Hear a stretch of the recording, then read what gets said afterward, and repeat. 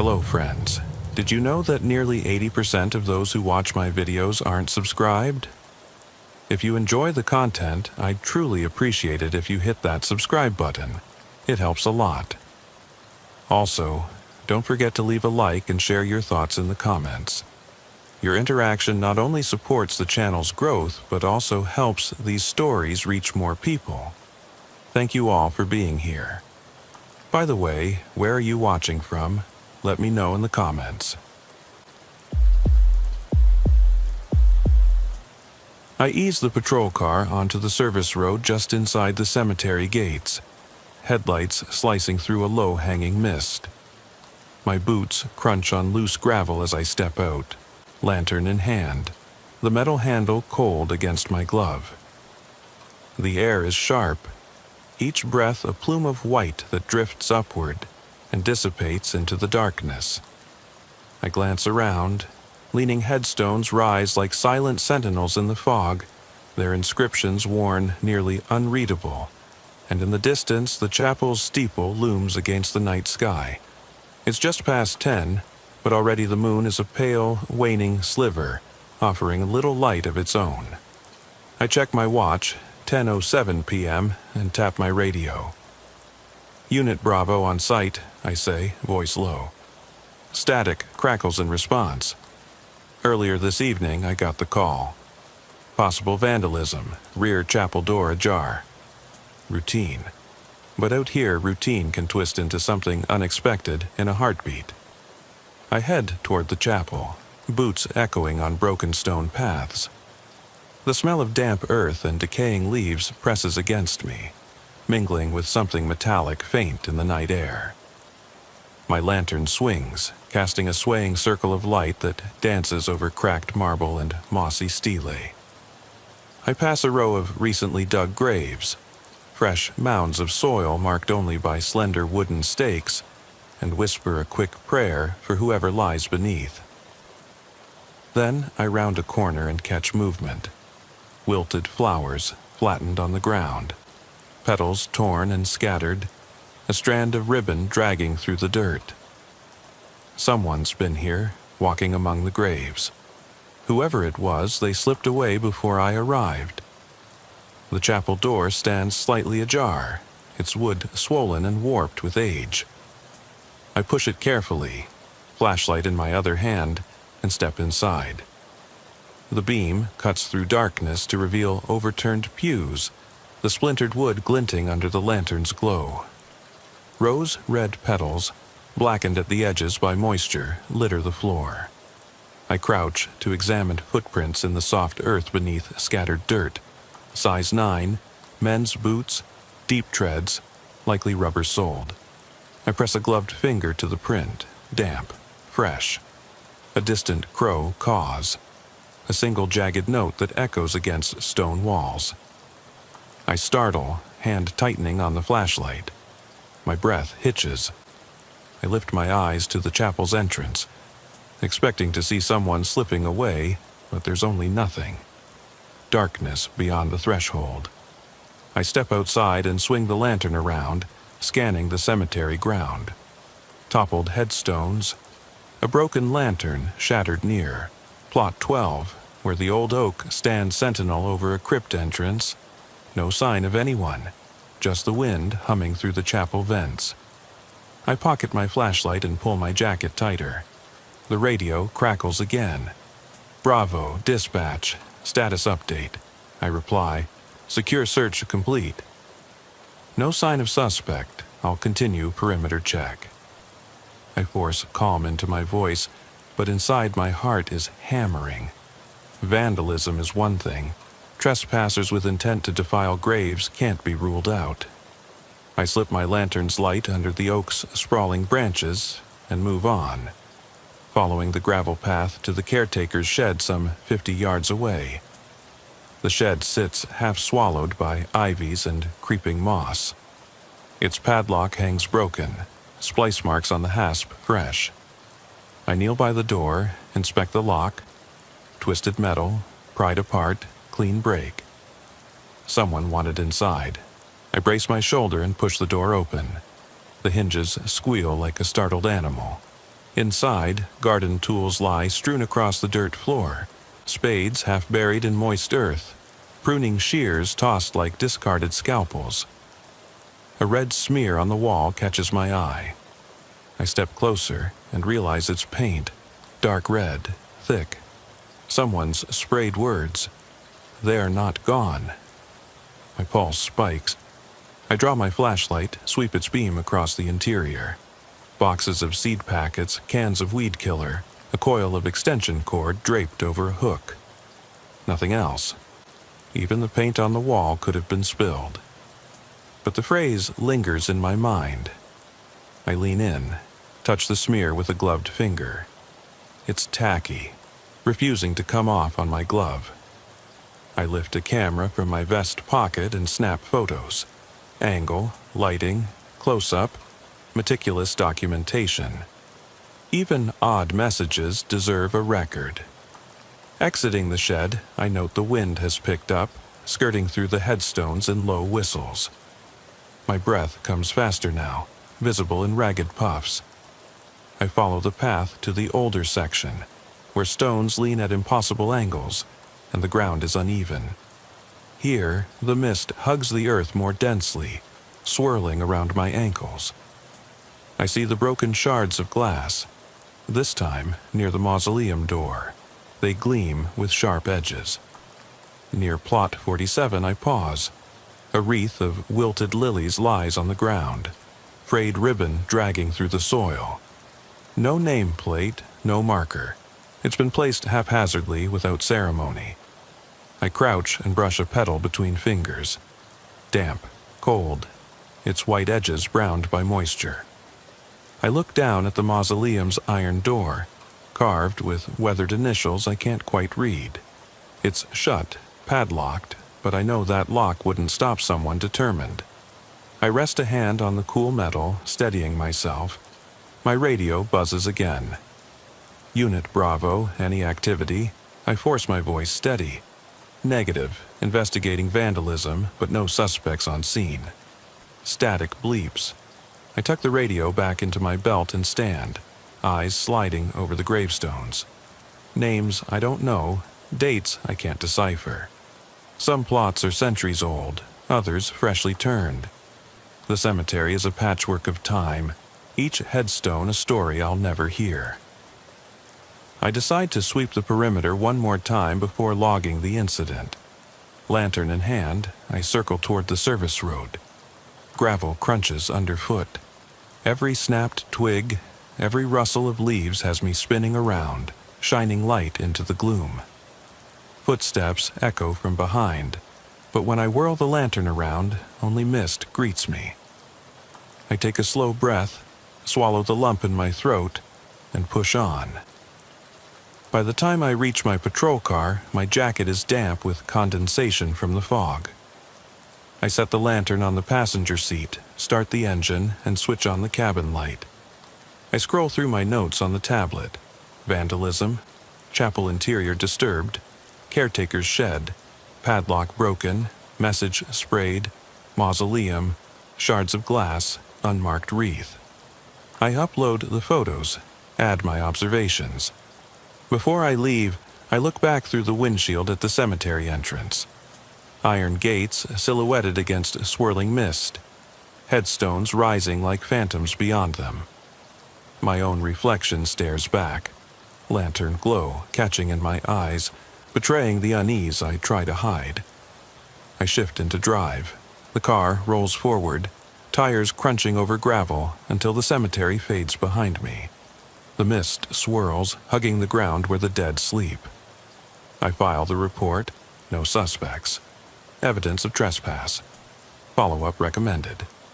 I note time, 10:42 p.m., and sign off. Dispatcher replies, "Copy that, Bravo." Return to base when ready.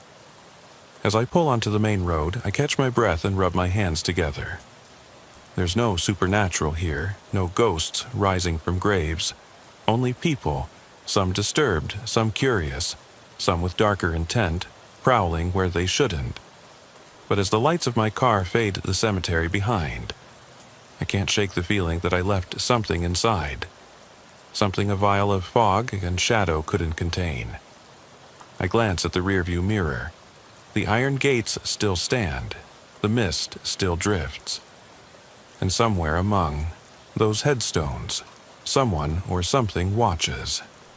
I slide behind the wheel and steer east toward the section of graves furthest from the chapel, where the older family plots rest under towering cedars. The call came at 11:58 p.m. Silent alarm triggered at the mausoleum near Plot 33. I clicked through dash lights on my console and engaged the siren for a moment, more to clear any stragglers than to announce my arrival. By the time I climbed out of the car, the mist had thickened into a low cloud, seeping around my ankles and swirling in the lantern light. The mausoleum looms ahead, its facade carved with Gothic arches and dust-stained reliefs of angels with bowed heads. The cracked stone door bears no padlock but is wedged shut from the inside. I shine my flashlight across the granite, searching for pry marks or gouges. None. Just the slow deterioration that comes with decades of rain and winter freeze. Yet, when I press my gloved palm to the door, it shudders, as though some force inside is leaning against it. I tap the radio. Bravo to dispatch. Silent alarm at Mausoleum, Plot 33. No forced entry visible. Requesting backup for interior check. Static crackles. Copy, Bravo. Be advised, squad car en route. I acknowledge, then produce my bolt cutters. Kneeling, I position them around the iron latch. It resists briefly, then snaps with a dull ping. I lift the latch, and the heavy door creaks on rusted hinges, unveiling an entrance coated in a layer of fine dust. I sweep the flashlight inside. 3 crypts, each sealed with a marble slab etched with names. Long dead parishioners from the 1930s. Cobwebs drape corners like lace, and a thin layer of mildew peels paint from the ceiling. The air inside smells of stale stone and something else. Damp rot, maybe, or the faintest trace of old perfume. I step in, careful not to disturb the dust, and my boots press into soft footprints that weren't there last winter. Barely visible, they lead toward the far crypt where a vase of fresh daisies, white petals turned gray at the edges, sits askew.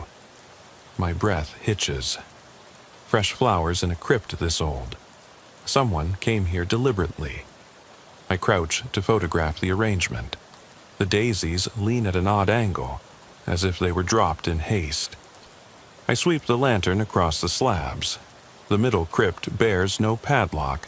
The other 2 are sealed with small iron hasps bolted into the wall. Only this one, center, stands open. I kneel and peer inside. The slab lies on the floor at an angle. The recess is empty. No body, no coffin, no sign of disturbance other than the daisies. I swallow and press record on my body camera before standing. A gust of wind rattles the mausoleum, making the lantern light flicker and my lantern's flame dance. I feel a ripple of unease, as though I'm trespassing on something meant to be left alone. Footsteps crunch on gravel outside. I spin, flashlight beam cutting into the darkness. A form stands at the threshold, backlit by my patrol car's headlights. My heart hammers. "Freeze!" I shout, drawing my flashlight. No response. The figure turns, a hood slipping down to reveal a pale face. Lips pressed tight in a thin line, eyes reflecting the lantern glow. I blink. When I look again, the figure has vanished. I sweep the beam across the cemetery grounds. Headstones lean at odd angles, marred by time. A lone crow perches on a broken statue, beak tucked into feathers, but no human. My radio bleeps urgently. "Bravo, Unit 1 is on site." Relief courses through me. I lower the flashlight slightly. "Copy," I reply, voice steadier than I feel. "Send him to the chapel. I'll handle this." I step out, helmet light illuminating the entrance. and hold the door open for Deputy Cole as he arrives, rifle clipped at his side. He steps in, sweeping the beam over the crypts. "Empty," he says flatly. "You see anything?" I shake my head, but a cold sweat beads at my hairline. I glance back at the open crypt and the daisies. Something about their arrangement gnaws at me. I crouch again, rifle butt supporting me on my knee, and lean close while Cole checks the other two crypts. "Looks recent," I murmur, touching a pedal. "It's limp, waterlogged. Someone watered these, someone wanted me to find them here, but why?" Cole notices the broken hasp on the adjacent slab. "We got entry here."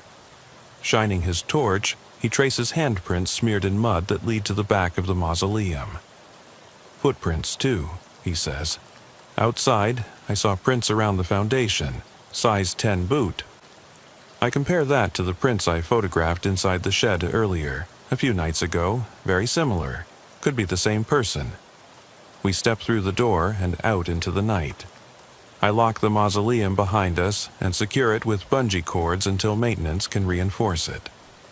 The mist has settled around the graves, thick as smoke. I shine the lantern into the grove of cedars overhead. Branches scrape together in the breeze, groaning like old timbers.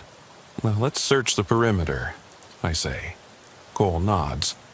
We fan out, flashlights cutting through haze, checking for movement. Gravel paths trace a rough semicircle around the structure.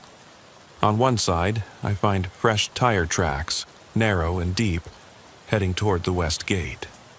My pulse quickens. That's not foot traffic, that's a vehicle, an ATV or a dirt bike. Someone came prepared, brought tools, flowers, even a timer to trip the silent alarm. I radio dispatch. "Dispatch, this is Bravo. Evidence of vehicular access near West Gate. Possible suspect piece of equipment. Request perimeter units." Static crackles, and I hear the dispatcher's voice reply, "Copy, Bravo. Units converging from the west entrance in 5. I turn off the lantern, letting my night vision adjust. The cemetery stretches before me, headstones fading into the mist. The absence of light amplifies every sound. Distant water dripping from a crypt roof, the rustle of leaves, my own breathing labored in the damp air. Somewhere beyond the trees, an owl hoots. My grip tightens on the lantern handle. Suddenly, something, a sputter of radio static like a voice buried under interference, crackles in my earpiece. I kick back the volume. There, a whisper. 33, they're not gone. My skin crawls. The message echoes those painted words in the caretaker's shed. Cold dread pools in my stomach. "Cole," I whisper, pressing a hand to his shoulder. He freezes. "Did you hear that?" He nods, face slack. We stare at each other for a moment before he fumbles the radio mic. "Dispatch, we're picking up suspicious audio on the scanner. Possible code words. Repeat, ghost static on channel 4. He releases the button. Silence ensues, deep and oppressive. Then headlights sweep across the far boundary fence. 2 cars converging on the main gate. I pant, heart thudding. "That's our backup," I murmur. "Let's keep our eyes open." We backtrack to the mausoleum, gather our notes, and retrace footprints toward the gate. At the west entrance, the gate hangs open, its chain unlatched. The gravel drive beyond is smothered in ruts, tire-churned earth and fresh boot prints. Between the tracks lies a single white daisy, petals stark against dark soil. I crouch, snap a photo, and slide it into evidence pocket. A radio call crackles. "Bravo. Units outside the east gate spotted signs of entry. West gate confirming unauthorized access. Repeat, west gate confirming." My radio fades into static again. I rise, reattach my helmet light, and sweep the beam over the cedar grove. The cemetery's trees stand silent, knuckles of branches stark against the sky. I feel them watching. I feel that someone in this mist is watching my every move. Cole taps my shoulder. I spin around. He's pointing to a faint glow in the distance behind the chapel, like lantern light but unnatural, wavering in a pattern. I swallow hard, lift the lantern and jog toward it, boots slipping in wet gravel. As I approach, the glow vanishes. Only the chapel's rear stained glass window catches my lantern's beam, blue and crimson shards warped by age. I step closer when a sudden snap, like a twig underfoot, rings behind me. I pivot, sweeping the flashlight. Nothing. Just the chapel and the graves, turned skyward like wide-open mouths. I reach the chapel door, heart thrumming so loud I fear it might bring something forth from the stones themselves. "Dispatch, need immediate assistance," I call into my radio, voice trembling. Static greets me. I glance back at the mist-shrouded path, aware that every shadow could harbor my unknown adversary. And if they're human, and I've seen no hint of anything supernatural, then they're cunning, setting alarms, painting warnings, leaving flowers, and slipping away before I can confront them. My lantern's flame gutters in an unseen breeze. I cup my other hand around it, praying it doesn't die. Because out here, in the hush of headstones and crypts, light is all that keeps the darkness from taking shape. And tonight, the darkness is hungry. I relent on pursuing the flicker at the chapel, and instead circle back toward the main entrance, boots splashing in shallow puddles on the gravel. The air has grown colder. Mist clings to my jacket sleeves and drapes over my shoulders like a cloak. I pause at my patrol car, flick off the lantern, and kill the engine's interior light so only the dashboard glow remains. I flip on the vehicle's spotlight, training it on the cemetery's latticework fence to the north. Beyond the bars, 2 squad cars roll up, one from the east, one from the west. Headlights cutting arcs through the fog. Their beams collide in the center, illuminating the cemetery's gate in ghostly white. I step into the drifting glow, radio clasped in one hand, lantern in the other. "Deputy Fletcher to all units. West and east gates secured. No visual suspects in perimeter sweep. Maintain positions and proceed on foot toward the chapel," I call, voice hoarse. My breath staggers in the night air. Static, hums, then replies come in clipped bursts. "Copy, Fletcher." Moving now. I follow the bars of the gate inward, scanning every gravestone. My radio falls silent as the other deputies fan out. I'm left alone, crouched low as I move between markers. The hush is oppressive. No wind, no stirring of leaves, nothing but my heartbeat and the faint dripping of water hitting stone. My lantern beam catches on a marble bust mounted atop a crypt. A woman's face, serene yet mournful, eyes forever gazing upward. Below, an inscription reads, "Agnes Harwood, beloved wife and mother, 1887 to 1934. The concrete around her plinth is cracked by roots, and tiny shoots of grass poke through. I run my gloved fingers along the engraving. It feels alive in the lantern light. A sudden crack splits the stillness. Gravel shifts behind me. I spin, torch slicing the air, but find only a branch snapped near the old oak. I approach, heart thundering, and shine the light upward. The tree's gnarled limbs grope overhead like arthritic fingers. At its base, I notice faint footprints again. Size 9 boot, deeper than the surrounding soil. I kneel and compare them to earlier photos stored in my vest. The tread is identical. Whoever this is, they're methodical, careful enough to slip through shadows yet brazen enough to leave clear signs. I stand, lantern raised, and peer toward the mausoleum ridge. The gravel road dips slightly into a shallow depression where the cemetery's drainage spans under a stone culvert. Through the fog, I see something. a dark form crawling through the culvert's arch, slipping beneath the caretaker's quarters. I take a step forward. The figure halts. Its shape blocks the rounded silhouette of the tunnel, as if crouching over something. Fear knots in my chest. I raise my radio. Bravo to dispatch. Possible suspect near southwest culvert. Advise. The reply crackles, delayed. Copy that. K9 unit en route.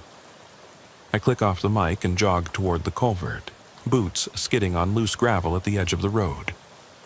My lantern beam bobs, creating monstrous shadows on the culvert wall. Below, the darkness inside the tunnel looks like an open throat. I drop low, pressing myself against the stone wall, careful not to topple the lantern. The ground slopes into muddy water inside the culvert. I extend the torch, angle it downward, and see the suspect. A man in a dark hooded jacket, crouched over what I first assume is equipment. A coil of rope, a plastic toolbox, and, a moment of ice-cold dread, a flashlight pointed at a mound of dirt. He turns his head, and for an instant the lantern catches his face. Young, sharp features, eyes wide, sweat beading his brow. Recognition flares, the same gaunt face from the mausoleum threshold. He meets my gaze and my heart skips. Before I can shout, he lunges away, flashes a motion at inhuman speed. My lantern catches on the scuff-marked handle of his rope. He disappears around a bend in the tunnel. I grit my teeth, press tone on my radio. Suspect in culvert pursuing on foot. I leap in after him. Cold water swallows my boots, soaking my socks. The torch clatters in the mud, and I flick it back on. The beam dances across wet stones and rippling water. The tunnel ends in the caretaker's basement entrance. An old iron hatch cracked ajar. I burst through, raised lantern high. The caretaker's quarters is empty, furniture overturned, a sprawl of papers scattered like confetti in the squall of my arrival. I hear no footsteps behind, only the steady drip of water from a cracked pipe. I lace the beam through the room. An old rocking chair sways gently back and forth, though I see no breeze. On a small table, tombstones of different shapes and sizes, souvenirs, sit arranged around a flickering battery lantern. I raise mine to compare. The same pattern of dents and smudges. He's been here, and he's left proof. I flip the caretaker's hatch closed. Number I think better of it and jam it open with my boot before racing back into the culvert. The walls here hum with dripping moisture. My radio bleeps. K9 unit ETA 2 minutes, says dispatch. I pound my fist on the damp stone. Hurry up, I mutter, lunging forward. Ahead, the tunnel splits. One branch slopes upward to an exit by the caretaker's shed. The other leads deeper under the chapel. I freeze, chest tightening. The only footprints are headed toward the chapel. He's looping back. Rage and fear grip me both. I clutch the rope from his abandoned coil it around my fist, and follow the tracks. Emerging at the rear chapel exit, I push through the double doors. The chapel's interior, lamplit now by my lantern, seems different in daylight. Imposing columns rise in half-light, stained glass throwing faceted patterns on stone floors. The fallen pews are right where I left them, but a fine layer of mud dots the edges. He's been here, passed between broken wood and pedals. I trace the footprints towards the altar. I hurry into the nave, light trembling off flickering candles placed in front of the altar rail. 6 of them, unlit, wax pooling as if recently extinguished. In the center, an empty wooden kneeler lies tipped over. By its side, a single white daisy rests on the cushion. I pick it up, noting the stem is wrapped in yellowed masking tape, identical to the tape on the daisies in the crypt. My radio crackles madly. Bravo, K9 en route. Please stand by. I cradle the tape-wrapped flower, my fingers numb. Why daisies? Why here? Anxiety churns in my gut. I shine my light toward the back door, half expecting to see him slip into the mist. My vision blurs with sweat and hot adrenaline. I glance back at the daisies on the altar, 6 of them, unlit candles ready. The ceiling fans creak overhead, stirring the stale air. Then, from behind the altar, I hear something soft, like cloth shifting over stone. I turn, heart pounding, and sweep the beam behind the pulpit. No one. Only rows of old hymnals strewn across the floor. But the moment stretches too long, and I realize the air has gone cold. My breath turns to fog. I reach inside my pocket for gloves, but they're gone, likely lost in the culvert. My hand shakes as I raise the lantern to illuminate the back wall. There, scrawled over the faded fresco, 3 words in dripping red paint: Cemetery Gate. A chill wind gusts through the chapel, slamming the door behind me with a deafening crack. The lantern tips in my grasp, flame flickering. I catch a flare of movement outside, just beyond the glass window, where the path leads to the cemetery's gates, then nothing. My radio bleeps, urgent. Unit Bravo, can you copy? Bravo? I grip the mic. Ed Fletcher, Chapel. My voice breaks, static. I realize the gates are still open, the bars locked nowhere. And in the slightest crease of the chapel door, I glimpse of boot prints, fresh, muddy, trailing back toward the graveyard's darkest edge. I swallow hard, bring the lantern up to my face. My reflection grins back, wide-eyed, breathless, eyes shining with fear. Somewhere out there, he's waiting beyond the gate. And I, Sheriff's Deputy Fletcher, am the only thing between him and whatever waits on the other side. My hand trembles on the radio. No backup yet, no canine unit, just the dead, the darkness, and a message left in bloodless paint. Cemetery Gate. I step forward, lantern shaking, and push open the chapel door once more. The mist drifts in on silent feet. I set my jaw and follow the footprints out into the night.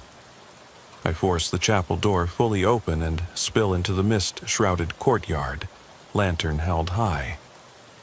The world beyond the stained glass window is washed in ghostly white from the overhead floodlights, but the fog swallows everything below knee level. My boots make hollow thumps on the graveyard's packed earth. I can just make out the path leading north toward the main gate, the gravel track fading in the mist like a pale scar. My radio crackles again. Still no clear reply, only static. I press the mic. Bravo to dispatch, status, a hiss of white noise, then my own voice echoing back. Tuss? Frustration pricks at my nerves. The canine unit should have been here by now, but nothing. I glance behind. The chapel's silhouette recedes into the fog, columns and broken pews left behind like abandoned bones. In front, the cemetery gate stands as my only exit, but I know better than to assume safety lies beyond it. I sprint north, lantern swinging, the flame flickering against wet tombstones. Gravel spits beneath my boots. I torque my body around every few strides, flashlight sweeping, searching for any sign of movement. Footsteps echo ahead, someone else moving on the gravel. My heart hammers, breath ragged. I shift into a full run, arms pumping, lantern light bobbing wildly. My eyes strain to see through the haze. Then I hear it, the metallic click of the gate's chain unlatching. I skid to a halt 50 feet from the bars and drop low, planting one hand on the ground for balance. The gate's latch clanks as it swings inward. In that moment of stillness, I catch a silhouette slipping through the bars. Tall, lean, the hooded jacket now drawn tight. He pauses inside the cemetery, one hand trailing along the wrought iron finials. I rise, torch raised. Stop, freeze, law enforcement. My voice cracks in the night air, swallowed by fog. The figure stops for a heartbeat, then pivots. The lantern catches a flash of his face. Eyes dark hollows, lips pressed thin, nostrils flaring as he breathes. Recognition jolts through me. The same gaunt features, the same haunted stare.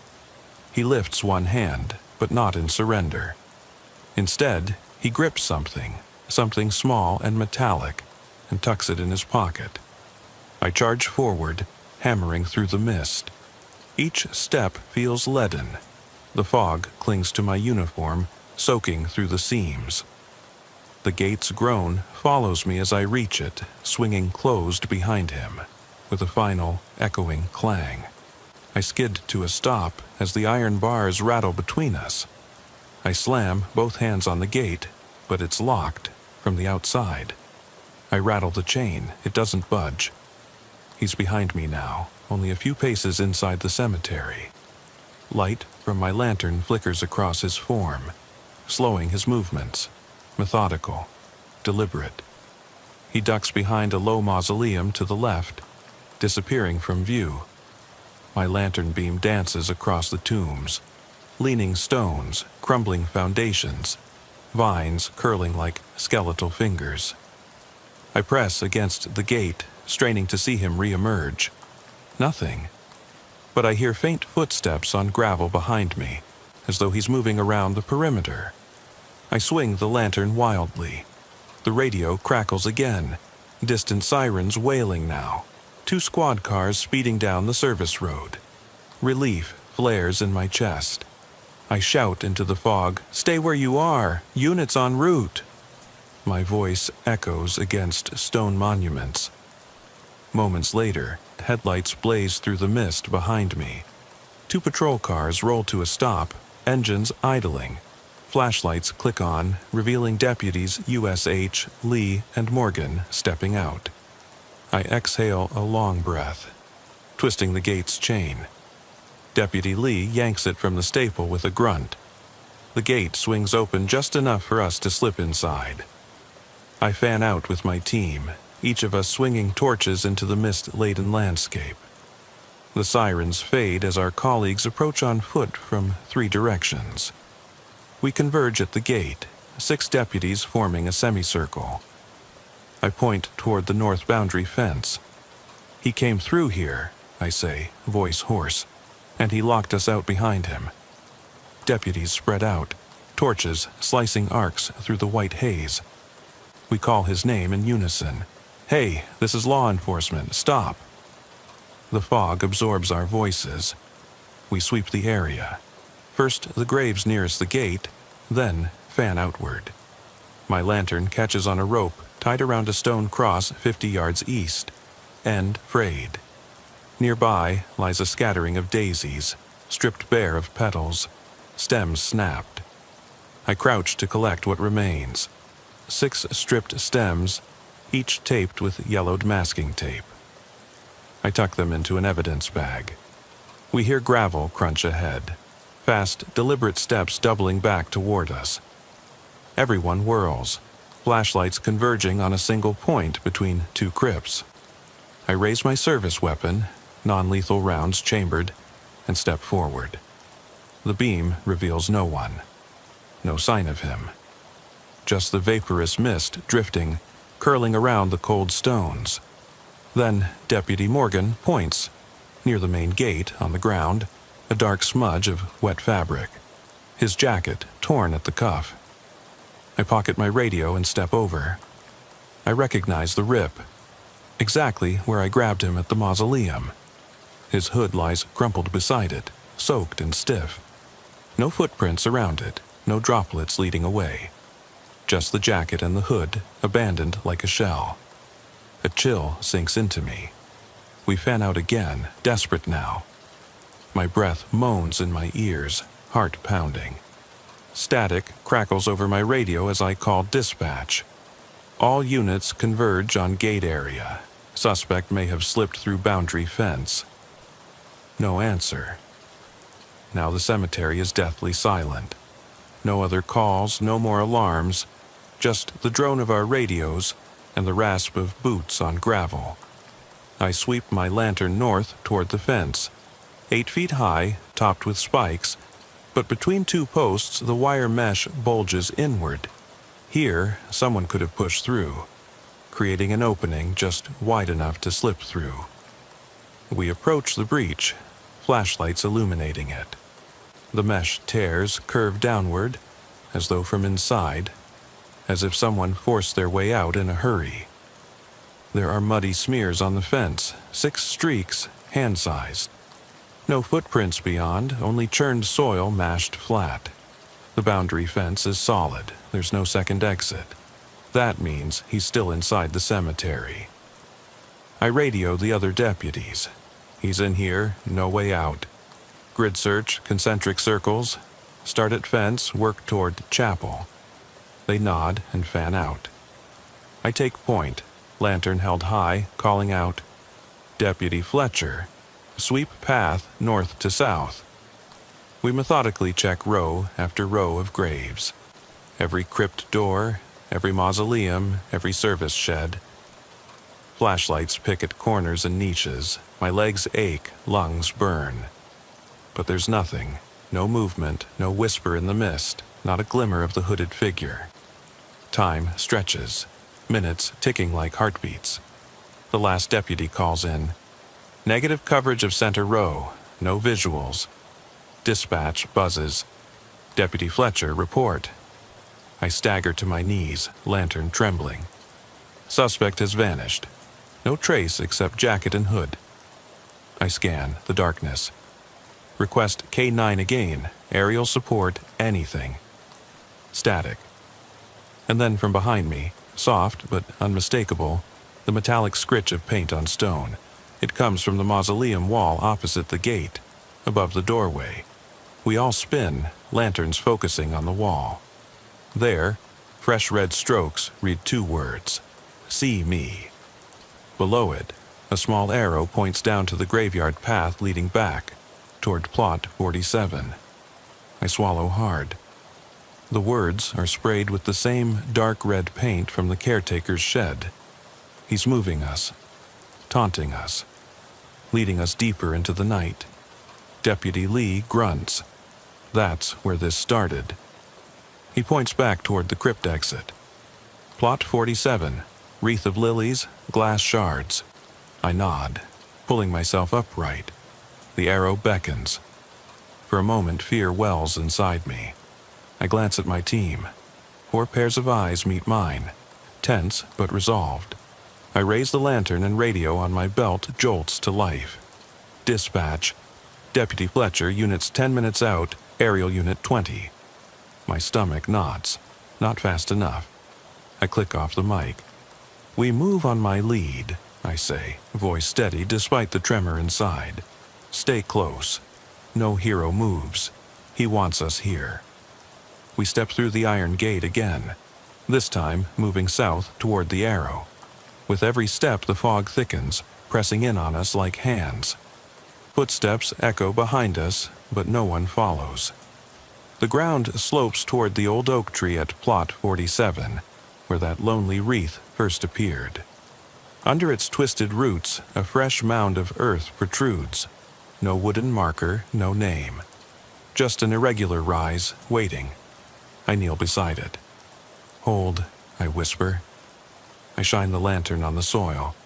It's been disturbed since I was here last, loosened, aerated. It smells of damp clay and something fouler, like copper, like blood. My gloved hand taps the ground. It's soft. I prod with a stick and it crumbles away, revealing a glint of metal. A small, rusted music box, its lid latched shut. The melancholy tune plays nothing but static in my mind. I pick it up, wiping soil from its surface. The paint on its lid is chipped, but I can just make out engraved initials. S.H. The same as the chapel's cornerstone. St. Helena's. My breath hitches. I look up. The mausoleum door across the path is swinging open, creaking in the still air. A single beam of lantern light falls through the doorway and onto the music box in my hand. I raise my torch, shining it into the darkness of the mausoleum's interior. It's empty, but for 2 rows of crypts. On the floor, fresh water has pooled, reflecting my lantern beam. But then I see it, footprints, leading down the center aisle toward the back wall. And on that wall, scrawled in dripping paint, "Cemetery Gate." My heart stops. The message repeats itself, echoing the final words painted in the chapel. He's everywhere and nowhere, leading us in circles. I realize I'm stuck between 2 anchors of dread, the open gate behind us and this yawning crypt before us. The fog closes in, so thick I can barely see my hand in front of my face. The radios have gone silent once more. The flashing lights of backup are only distant pinpricks through the mist. I check my watch, 4:03 a.m., hours since the first call. My throat is raw, legs shaking. I tuck the music box into my jacket pocket. It rattles against metal. I rise, lantern held low, and sweep the beam across my team. Faces drawn, eyes haunted. No one speaks, no one moves. We're frozen in that moment, suspended between fear and duty. Then the gates behind us clang shut. Not by human hand, I know it, because we're all standing inside. The final lock snaps home. The fog swirls, carrying a faint whisper on the wind. "See me." And the gate, that barrier meant to keep the world of the living outside, now stands as the last thing between me and whatever he's summoning from these stones. My hand tightens on the lantern handle. The mist parts just enough to reveal the silhouette of the cemetery gate at the end of the path. Closed, unyielding, taunting. I step forward, boots sinking slightly into the earth, and the lantern's flame guttering as a cold draft snakes around my legs. Whatever waits beyond those bars has already walked these grounds.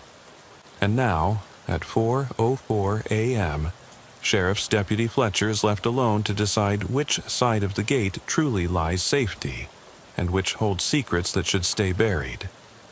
I grip the gate's cold iron bars and yank until the chain snaps from its staple, swinging the gate inward with a resounding clang that echoes across the mist-shrouded grounds. My lantern swings wildly in my hand, flame guttering against the damp air. Behind me, my team fans out, flashlights slicing ribbons through swirling fog. I force the gate open wide enough to step through, but hesitate. The path beyond is slick with churned mud, leading toward a low ridge crowned by a solitary oak. I press my forehead against one of the gate's vertical bars, peering out. The gravel road beyond is soaked in moonlight but empty. No sign of tire tracks, no footprints. It feels surreal. Moments ago I was locked in, now I can leave, but something holds me back. My gut twists. I swivel back to the cemetery, lantern illuminating headstones that loom like silent judges. Each bears a name, a date, reminders that these bones are meant to stay buried. My radio crackles to life, startling me. "Bravo, on my way. ETA 2 minutes. Lieutenant Carver's voice, tense. Relief flickers, but I force it down. 2 minutes could be an eternity here. I click off the mic and step fully inside the gate, lantern held before me like a shield. My boots sink into the muddy track, and I follow the faint arrow scrawled on the mausoleum wall. "See me." I head south along the fence line, gravel crunching underfoot. Every tombstone seems to twist its error-worn inscription into a silent warning. Turn back. Yet I press on, drawn by equal parts duty and dread. The moon rides low in the sky, its silver light casting long, distorted shadows. My breathing echoes through the mist. Suddenly, I catch movement out of the corner of my eye, a flicker of dark fabric slipping between 2 crypts. I pivot, lantern sweeping across damp stone walls. Nothing. Only the hush of the fog drifting through broken mausoleum windows. I advance, heart pounding, toward the spot where I saw the motion. Gravel crumbles under each step. I stop at plot 47. The old oak tree, roots exposed and gnarled. Beneath it I find fresh footprints again, leading away from the crypt toward the gate.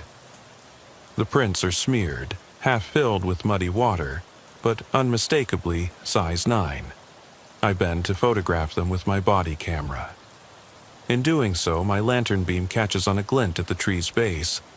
The music box, lid open, dried daisies pressed inside. The melody is silent now, but the tape's adhesive still sticky. I slip the box into my pocket, resolving to log it as evidence. A sudden clang behind me. I spin, lantern sweeping back toward the gate, and see it. The gate swinging closed on its own, chain rattling as if pulled by unseen hands. My stomach drops.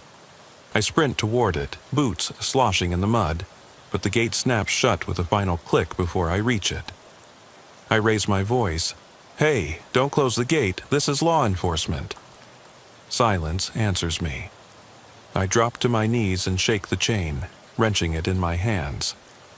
The padlock sits on the ground where it fell, no key in sight. I realize with growing dread that the lock mechanism has jammed somehow. My breath comes in ragged gasps. Behind me, my team's flashlights dance at the perimeter, but their voices are distant, muffled by the fog. I pound the gate, fist echoing. "Dispatch, this is Deputy Fletcher. Gate's locked, need immediate assistance." Only static. My radio's batteries are dying, drained by hours of use. I click the mic again, no response. The sirens I heard approaching have faded into nothingness. It's just me, the iron bars, and an expanse of darkness beyond. I press my ear to the gate and listen. In the silence, I hear my own heartbeat. Then, faintly, scraping, metal on metal, like someone dragging something heavy across gravel. Slowly, the sound circles the gate's outer perimeter, moving left to right and back again. My teeth chatter as I raise the lantern to peer through the bars. The mist outside parts just enough to reveal a shape.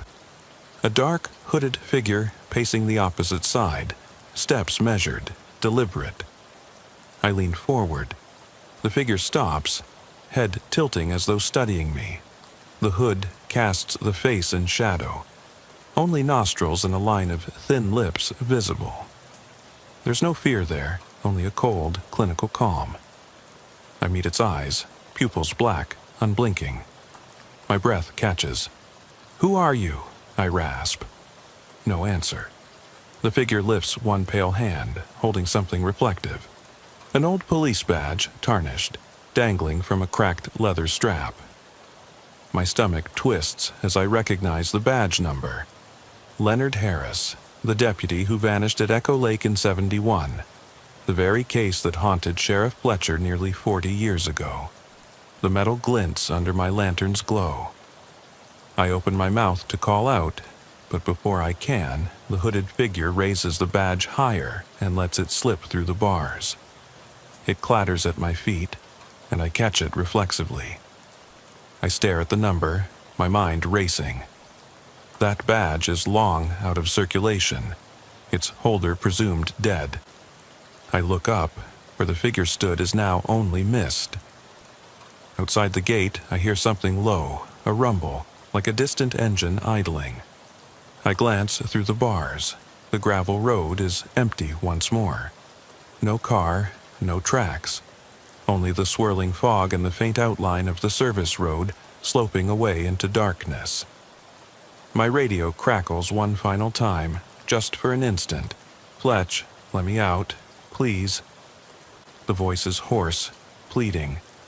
It echoes the scratches on the chapel wall, the message in the shed. I'm not gone. Then the radio goes silent forever.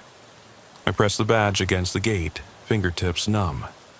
Outside, the mist shifts. I grasp the bars with both hands, lean my forehead against the cold metal, and whisper, "I'm here." No answer. The cemetery gate remains closed, locking me in or him out. Somewhere beyond, in the fog's gray maw, footsteps circle, drawing closer. The badge is heavy in my palm, its edges sharp, and in the hush between heartbeat and breath, I realize this gate is no barrier at all, but a threshold. At 4:17 a.m., Deputy Fletcher is left standing alone on the wrong side of the bars, haunted by a legacy of secrets that refuse to stay buried. I press the tarnished badge against my forehead, exhaling a tremulous breath that fogs the metal. For a heartbeat, I allow myself the tiniest flicker of relief, the sort that comes from touching something real in the midst of a nightmare. Then the fog shifts, curling around my legs, and I realize the gate's metal bars have grown impossibly cold, as if chilled from the inside out. My lantern flickers, its flame wavers toward extinguishing. I cup my free hand around it, heart hammering, and glance down at the badge in my palm. Leonard Harris, number 472. Deputy, resigned April 1971, declared missing. I slide the badge back into my jacket, pressing it against my chest beneath my uniform. The radio lies dead at my hip, the final whisper of Harris's voice already faded into static. My boots grind through the muddy gravel as I pivot away from the gate.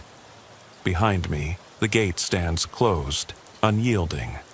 Ahead, the arrow scratched into the mausoleum wall beckons. See me. My team has clustered behind me. Deputies Lee, Morgan, and Ush. Faces pale, expressions taut. No one speaks. We stand in a rough semicircle, lantern beams slicing through the mist, but failing to reach the chapel beyond. In that haze, every headstone looks like a sentry, every gnarled tree a lurking silhouette. I swallow hard and step forward, leading the way back toward the altar where the daisies and extinguished candles lay. My legs feel like lead. Each step is an effort. The damp air presses on my lungs. Each inhalation tastes of mildew and ancient stone. The mausoleum's arrow looms up ahead like a promise or a threat. I cannot yet tell which. As I approach, I notice that the mausoleum door, which I thought I'd secured hours ago, now hangs wide open, its latch bent in the same way as the caretaker's shed.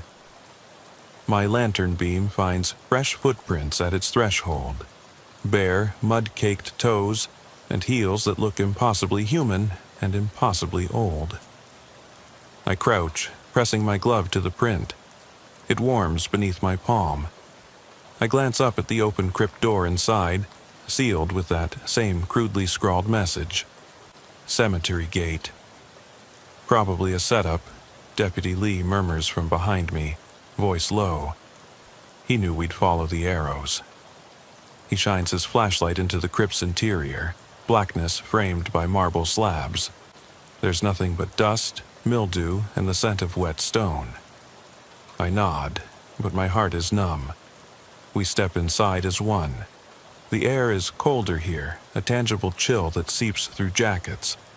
I sweep the lantern across the crypt walls, names and dates I cannot read, etched by hands long turned to dust. My beam comes to rest on a flourish carved into the stone, a wreath of daisies encircling a pair of coordinates. I crouch, trace them with my finger. 45 degrees, 17 minutes, 12 seconds north. 122 degrees, 13 minutes, 45 seconds west. Coordinates for the gate itself. My stomach clenches. Coordinates, he's mocking us, I say, voice hollow. Deputy Morgan shines her light on the floor where the daisies were arranged, only now they're gone. In their place, a single tile lies face down on the dusty ground. I flip it over. It's a fragment of an old cemetery map, laminated with a layer of grime. The section containing Plot 47, the chapel, and the gate, all circled in red. Beneath the map fragment, scrawled in the same paint, "You're too late." My legs buckle, and I lean heavily against the crypt wall. The map flutters in my hand, waterlogged at the edges. I tuck it into my vest pocket, recognizing the weight of failure settling in my gut. The message is clear. He's beaten us here, outwitted us at every turn. A distant rumble brings my head up. My lantern swings, beam dancing across the crypt's interior. The sound grows louder, not thunder, but the rhythmic thumping of something large, mechanical. I can feel it vibrating through the stone floor. My senses reel as I realize what it is. An engine idling. I sprint from the crypt, heart pounding. My torch catches on the broken pews in the chapel as I burst through the double doors and into the courtyard. There, just beyond the gate, a nondescript van idles, headlights off, engine growling. Its rear doors are wide open, revealing racks of wooden crates stamped with evidence storage, Lakewood County Sheriff's Department. My breath catches. They aren't his, they're ours. They must have been loaded onto that van somewhere, maybe in the caretaker's shed, maybe at the mausoleum. Someone, or something, has been using our own equipment, our own markings, to lure us deeper into this trap. My radio, dead beside my hip, sputters back to life with a single crackle as the engine's electromagnetic field hums through it. A voice whispers, "Deputy Fletcher, you're too late." I whirl, lantern beam slicing into the fog, but no one, just the van, the crates, and the distant shape of the gate beyond. My team fanned out on either side of me, flashlights quivering. I grip the gate's iron bars again, yanking with all my strength. The chain refuses to budge. The van's engine idles, ticking like a heartbeat. My radio crackles again, bringing only that same hollow whisper. I taste bile in my mouth. "Get down!" Deputy Ush shouts, crouching as the van's headlights snap on, illuminating the courtyard in blinding white before shuddering out as quickly as they appeared. In that strobe-like flash, I glimpse a figure in the driver's seat. The hooded silhouette, head turned away, hand on the steering wheel. No face, just the same black void. The engine cuts off. Silence descends, more suffocating than the fog. My lungs burn. My pulse drums in my ears. I realize then we have no backup, no canine unit, no dispatch, just us and him, playing out his twisted game in the heart of this cemetery. I step forward, lantern held at waist level, beam piercing the gloom. The figure remains motionless in the van. I take another step, mud oozes beneath my boots. The radio crackles one last time. Cemetery gate. No other words, then static.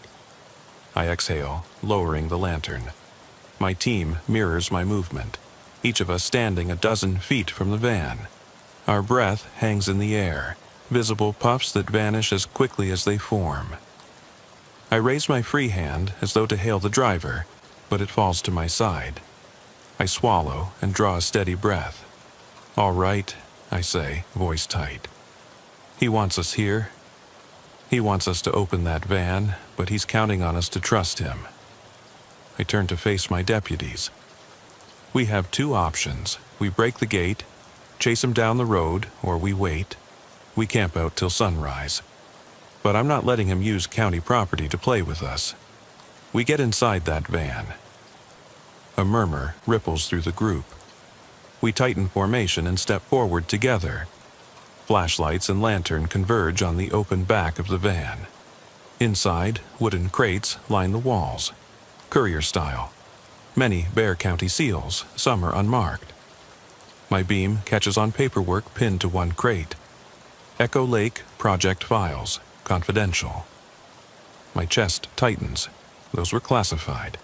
Files no one outside Merritt and Walsh should have seen. I reach for the crate marked Echo Lake project files and lift the latch. My lantern beam floods the interior. Inside, stacks of manila folders tied with twine, bound photographs, audio tapes piled in cardboard boxes. I touch a folder. Project 1971. Field notes. My hand trembles. These are the secrets we thought buried under natural stone and political expedients. I shift my lantern to the next crate. Evidence: Walsh homicide. Its lid is ajar. Inside, my own case files lie alongside a thin layer of dust. Blood-stained gloves, the missing radio frequency detector. My mind reels. Walsh's journal, the USGS reports. Everything compiled here, as though collected deliberately to mock the department. A sinister archive of our failures. My blood runs cold. He's forced us to bear witness to the cover-up, to the crimes that transpired decades ago under the guise of Cold War research. He's gathered the skeletons of Echo Lake, stacked them in crates marked with our own badge, and left us to confront them in the place where the dead outnumber the living. I step back, my lantern beam flickering. My ribs ache, fear and fury war inside me. I look up at the driver's seat. The hooded figure still sits there, head bowed. I raise my voice. "Who are you?" No answer. Only the sound of the crates shuffling as though touched by invisible hands. My deputies tense beside me. Then the van door slams shut on its own, plunging us into darkness more complete than the night outside. I fumble for my radio. Dead. I slam my fist on the van's exterior. The driver's side door handle shudders, rattles, then quiet. The van offers no answers, only that oppressive hush. Behind me, footsteps press against the gravel. A soft, deliberate approach from the direction of the mausoleum. I swing the lantern that way. All I see is swirling mist and the faint outline of our own patrol cars, halos of fog around their silent forms. Then, as if the fog itself took shape, a figure emerges from the haze, tall, hooded, stage-like against the swirling gray. He steps toward me, hands in his pockets. The lantern trembles in my grip. His boots leave footprints in the mud that bleed toward us, impossibly long strides that close distance too quickly. We stand face to face, separated by no more than 20 feet. I can make out the outline of his mouth, set in a thin line. His eyes remain hidden. I swallow and take a step forward. He lifts a hand, presenting something. A bundle of photographs bound with twine. I can't see the images, but I know what they are. Evidence, proof. A record of 4 lives taken, of cover-ups and murders, of whispers drowned in static and blood soaked into concrete. He holds them out and whispers, voice low and calm.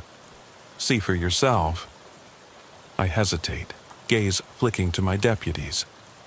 We're all caught in that moment, law enforcement officers, confronted with the skeletons buried beneath the county's past. Then the first light of dawn fractures the fog, pale and silver, washing the cemetery in cold luminescence. The hooded figure steps back, merging with the mist. His hand drops, and the photographs flutter to the ground. The crates collapse inward one by one, splintering wood under their own weight. My team rushes forward, lantern beams dancing over broken boards and scattered files. But when I reach the spot where he stood, there is only fog swirling through empty air. The photographs lie in a neat pile at my feet, tied with the same yellowed tape as the daisies in the music box. I pick them up, lifting them as the mist parts. On the top photo, the flash of a camera has captured the deputy's face, my face, at the mausoleum threshold, eyes wide, lantern held high. Behind me, in the dim background, stands Leonard Harris. As he looked in the 1970s, ghostly pale, hand outstretched in warning. My breath catches. I drop to my knees, gathering the photos into my coat. I look up at the cemetery gate across the courtyard, now open, swaying on its hinges. Beyond it lies the service road, lined with standing deputies and patrol cars, engines running, sirens silent in the dawn. I rise, breathing ragged, and step through the gate, leaving the photos and my nightmares on the cemetery ground. As the fog retreats, I notice on the gate post, carved in fresh cuts, 3 words: "You cannot leave." And in the pale dawn light, I realize the final, terrifying truth. It's not the gate that keeps me inside, but the secrets I carry, secrets that no sunrise can cleanse, no sunlight can illuminate. The dead remain restless, and the living who chase them must choose.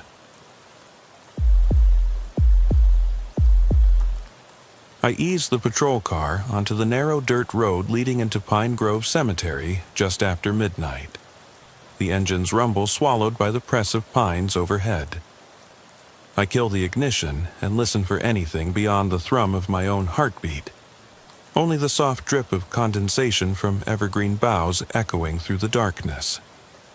I lift my flashlight from the dash, its beam slicing a pale triangle through the fog that clings to the ground. My breath drifts upward in ghostly wisps as I step onto the gravel, each footfall announcing my arrival. The perimeter fence looms ahead, wrought iron twisted into spires long forgotten by the townspeople who've let this place slip from memory. Beyond it, rows of headstones stand like silent sentinels, names half erased by time. Tonight's call was for trespassers, lantern lights seen flickering near the old family mausoleum on the east side. I tighten my grip on the flashlight in advance, the beam glancing off marble and granite. Miller, Thompson, Ziegler. Each name feels loaded with history, guilt, and absence. At the mausoleum, the double doors stand slightly ajar. The hinges groan when I push, a hollow sound that resonates through the crisp night air. I sweep my light across the interior. Empty stone benches, cracked tiles, dust motes drifting through a stream of moonlight. On the floor, footprints in the thin layer of dirt lead toward the back wall, small prints, like someone knelt there. I crouch, inspecting a smear of fresh soil on the marble floor and a single wilted rose petal. My pulse quickens as I imagine who might sacrifice a token here, but the silence remains unbroken. I rise and call over the radio. Unit 4, this is Deputy Hayes. East Mausoleum, doors ajar. No sign of anyone inside, but there are fresh footprints and an abandoned rose. Static crackles in reply.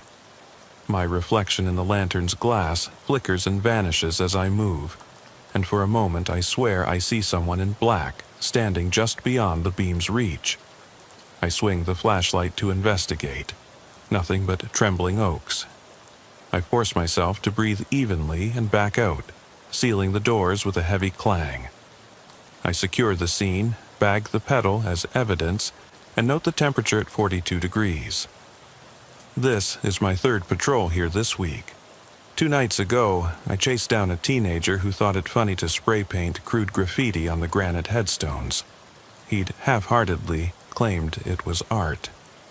And 4 nights ago, I found a lost hiker curled beneath the big willow tree by the pond, claimed he'd chased glowing orbs that led him astray.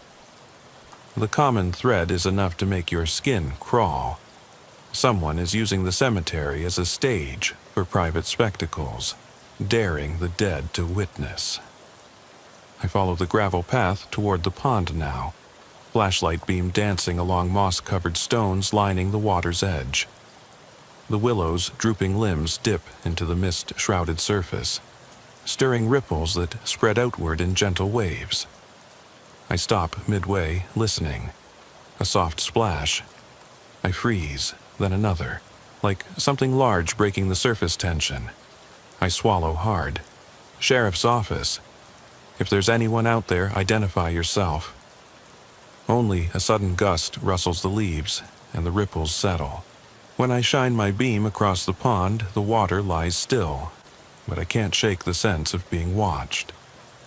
I circle back toward the central lane, passing rows of identical markers disappearing into the fog.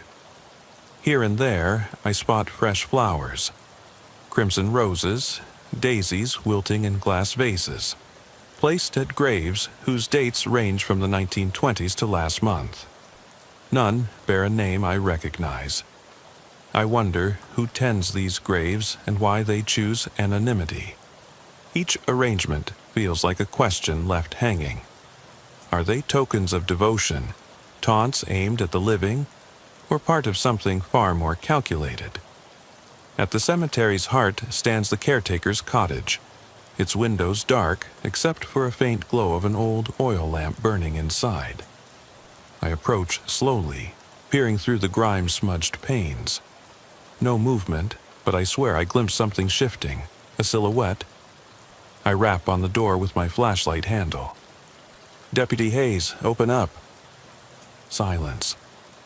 I draw my radio again, ready to call for backup, when the lamp inside sputters and goes out, plunging the cottage into total blackness.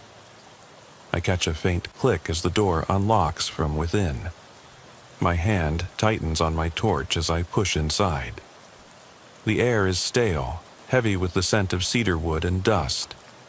My beam falls on rows of ledger books lined on a dusty desk, their spines labeled with the years dating back decades. I step across the threshold, boots stirring loose papers. Then I hear it. A soft creak upstairs, like someone shifting weight. I freeze again. Another creak. Whoever it is knows I'm here.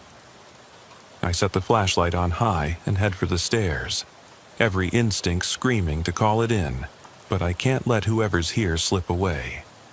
At the top step, I pause. The hallway lights are off, but at the end, I see a dark archway leading to a back room, maybe the caretaker's bedroom. I step forward and shout, "Come out with your hands up." My voice sounds hollow in the tight space. No answer. I press deeper, shining the beam into the room. A small bed, draped in moth-eaten linens. A nightstand with a broken clock, stopped at 11:58. And on the floor, footprints of soft dirt leading toward a narrow closet door. The dirt matches the soil on the mausoleum floor. I approach and angle the beam at the gap beneath the door. Inside, I see only dark. I slide the door open. The closet's empty, but as I step in, the door slams shut behind me. Cold air rushes past and I spin, swinging the flashlight, but it flickers and dies. My radio dead, my torch useless. I lean against the wood paneling, heart pounding. A hush grips the cottage as I fumble for my backup flashlight clipped to my belt. My fingers brush it and I flick the switch. Light returns, weak but steady. I swing it toward the doorway. Dust motes swirl, and there on the floor, freshly scrawled in mud, a set of initials. E.R. I kneel and wipe a fingertip across the letters, too large to be a lone vandal's scrawl. My pulse spikes. I step back as a shiver winds down my spine. E.R. Those match the initials on the simple wooden headstone I passed earlier. Eleanor Rhodes, beloved daughter of the original caretaker, died here in 1963 under mysterious circumstances. My radio crackles to life. "Unit 3, are you still there?" I clamp it to my ear. "Deputy Hayes?" The sheriff's voice. "Backup's 2 minutes out. You okay?" I swallow, voice hoarse. "I'm fine," I lie. "But we have company." I switch my beam to the stairs and descend, pockets the mud-encrusted note. As I open the cottage door, the oil lamp inside reignites, flame flickering against the window, as though someone just walked away. I step outside into the mist, heart still hammering, and return to my car, leaving the flickering lamp as a solitary vigil for E.R., whatever, or whoever she might be. I ease back into the driver's seat, lantern stowed, and thumb the radio off so I can think. The fog is thicker now, rolling over the gravestones like low clouds, swallowing the familiar path back to my car. I cut the engine and sit for a moment. The silence pressed in on me like damp wool. My heart is still pounding from the cottage. The initials ER, burned into mud, refuse to leave my mind. Eleanor Rhodes, her name has haunted these grounds for decades, and now her letters have reappeared, fresh as the rose petals in the mausoleum. I know I shouldn't, but I slip out again, flashlight in hand, and follow the overgrown path toward the old Rhodes plot. It lies just beyond the wrought iron fence, an unkempt corner where headstones lean at odd angles and weeds choke the inscriptions. The wooden marker, its lettering carved by hand, stands amid tangled grass. I kneel, heart thundering, and brush away debris. Beneath my fingers, the wood is rough, chip-splintered, but I can still make out her name and date. Eleanor Rhodes, October 12, 1941. April 7, 1963. A chill ripples through me. I press my palm to the damp marker. E.R., yes, the same initials. But who wrote them in mud? At the cottage, and why? I stand and shine the beam across the graves around her plot. The Rhodes family vault lies directly behind, sealed shut decades ago. The vault door bears her father's name, Leopold Rhodes, and notes no other entries. History records that Eleanor fell ill, what they called a wasting fever, and died alone in a makeshift infirmary inside the cemetery grounds. But local rumors spoke of something else. Whispers of a man seen visiting the chapel at night, murmuring her name, begging forgiveness. Those rumors died with time, buried under official obituaries and faded newspaper clippings. Tonight, the whispers stir again, carried by my own unease. I sweep the beam toward the chapel door. The padlock is intact, but I think back to the sound I heard 3 nights prior, the creak of shifting weight behind that shuttered entrance. I crunch over, branches snatching at my uniforms, and test the lock. It holds firm. I probe the ground around the hinges with my flashlight. There, pressed into the soft soil, is the footprint of a boot heel, the same style as mine. The print is fresh. I raise my radio. Dispatch, this is Hayes. I need tech out here to dust for prints at the chapel door. Suspect activity. My voice is calm, professional, but my knuckles whiten around the flashlight. I half expect to see someone appear behind me, lantern alight, beckoning me into darkness. Footsteps crack in the thicket behind me. I pivot, flashlight beam slicing through mist. A figure stands 10 feet away, shoulders hunched, features obscured by shadow. The beam catches a dark jacket and slouched posture. I tense, hand on my holster, and call out, "Police, identify yourself." The figure doesn't move. I take a cautious step forward, and the mist parts to reveal a woman. Pale face, eyes rimmed red, hair plastered to her cheeks with dew. She looks no older than 25. My breath catches. "Ma'am, you okay?" I lower the flashlight slightly, searching her face. She stares at me, expression unreadable. You're Eleanor?" The word slips out. Her lips part, but no sound emerges. I swallow, question catching in my throat. "You're cold. There's help. Let me get you out of here." She shakes her head once, a slow tilt that seems both definite and empty. Then she turns, stepping back toward the mound where her wooden marker stands, and disappears into the fog. I freeze, flashlight shaking in my hand. The ground where she stood is bare. No footprints, no scuffed earth, just the endless mist rolling between stones. My radio crackles again. "Tech en route, Deputy Hayes." The dispatcher's voice is distant. "Roger," I reply, voice flat. I sweep the area one more time. Empty night, silent cemetery. My own shadow, cast long and wavering. I brush off my jacket and head back to the car, mind spinning with questions. who that woman was and how she knew her name. I drive back to the station, headlights cutting through wet trees, but all I see are the rows of graves I've left behind. 2 nights later, I'm back at it. This time summoned by the caretaker himself, old Mr. Watkins, who swears he saw footprints leading from the road's plot to the main gate just before midnight. I arrive to find him waiting at the entrance, lantern in hand, eyes wide beneath bushy brows. "Deputy," he rasps, voice thick with age. Something's not right. I step from the cruiser, greeting him by name. His lantern beam illuminates a row of footprints stamped deeply into the gravel, each print a perfect match to the impressions at the chapel door and around the mausoleum. They're too neat. He shakes his head, like someone wanted them to be found. I shine my flashlight along the path they trace, from the road's plot, across the central lawn, past the pond, and toward the main gate.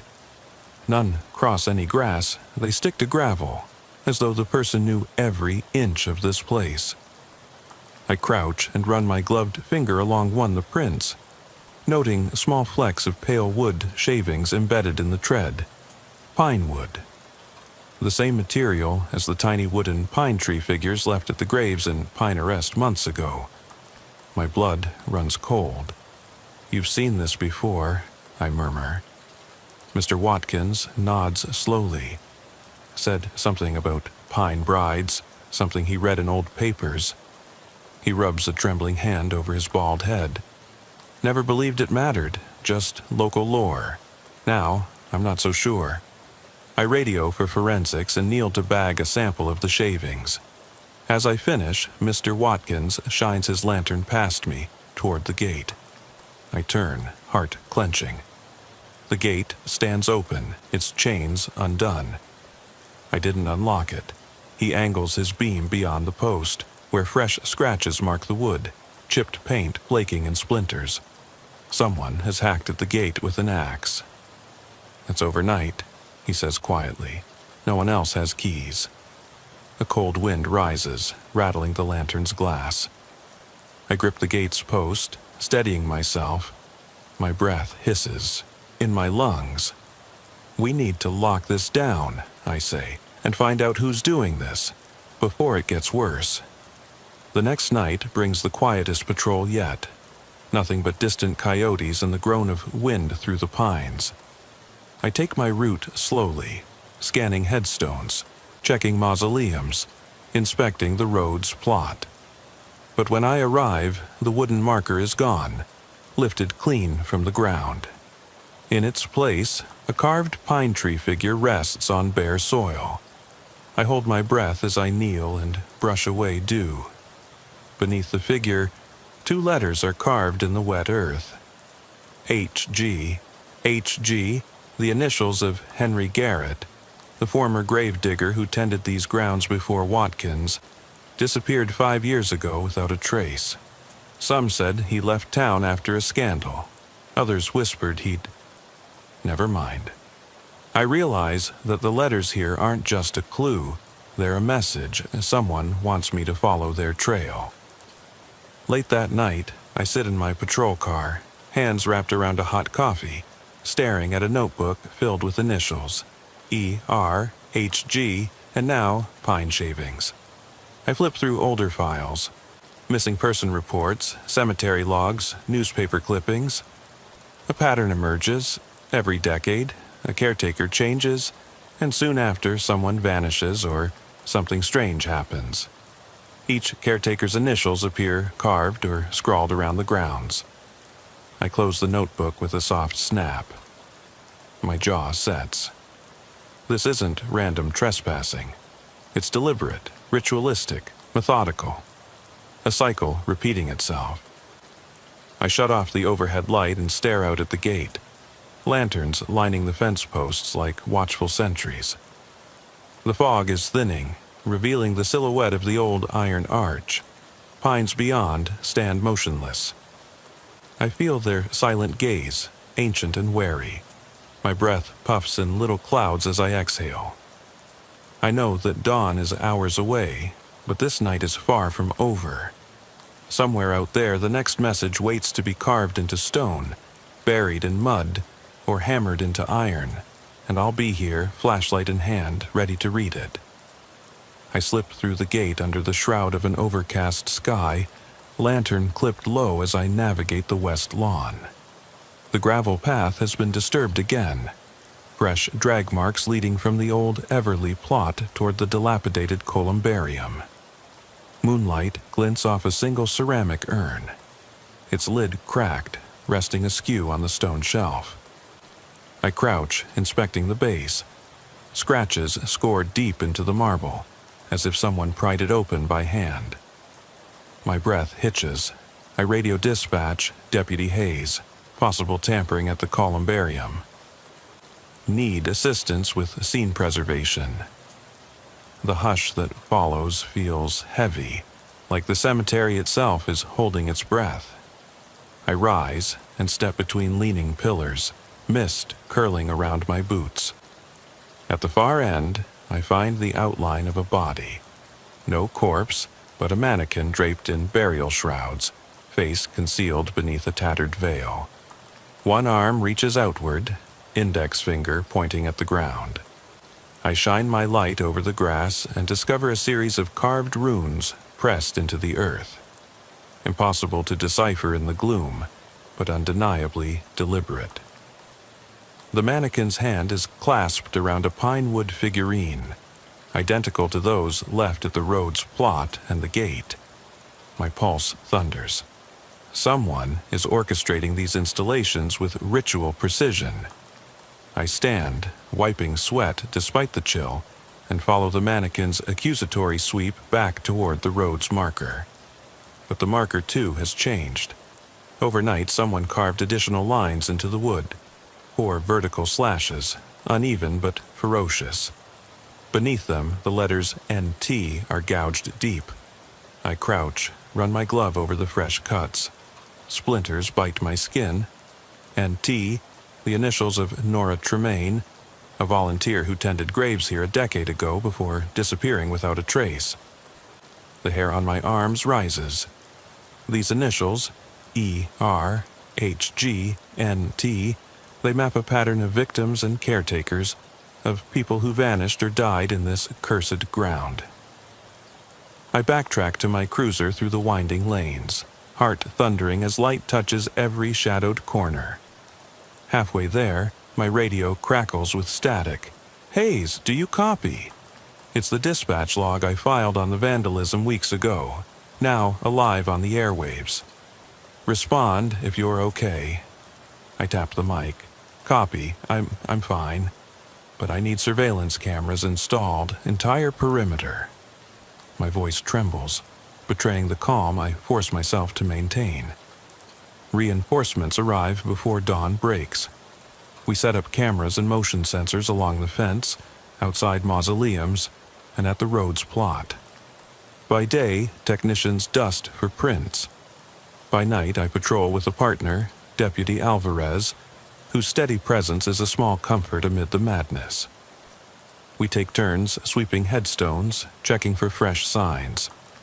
But each morning, I discover new initials carved into wood, mud, or metal. LM, at the Fisher Mausoleum. Laura Mayhew, who died giving birth in 1978. DC, scratched into the pond's concrete rim. Daniel Carter, the gravedigger before Watkins. The scope of it is staggering. Someone is memorializing, or mocking, a lineage of the dead. On the 4th night, Alvarez and I flank the road's marker, flashlights angled low. The gate's camera lights flicker overhead. Suddenly, the ground trembles beneath us as if responding to our heartbeat. I shine my light at the vault's door. It stands ajar, the heavy iron ring swung wide. We exchange a glance and move in tandem, weapons drawn. Inside, a chill wind blows through, and the air tastes of earth and decay. We sweep past stone coffins until we reach the central chamber, a domed space lined with family portraits. But 2 are missing, frames hanging empty.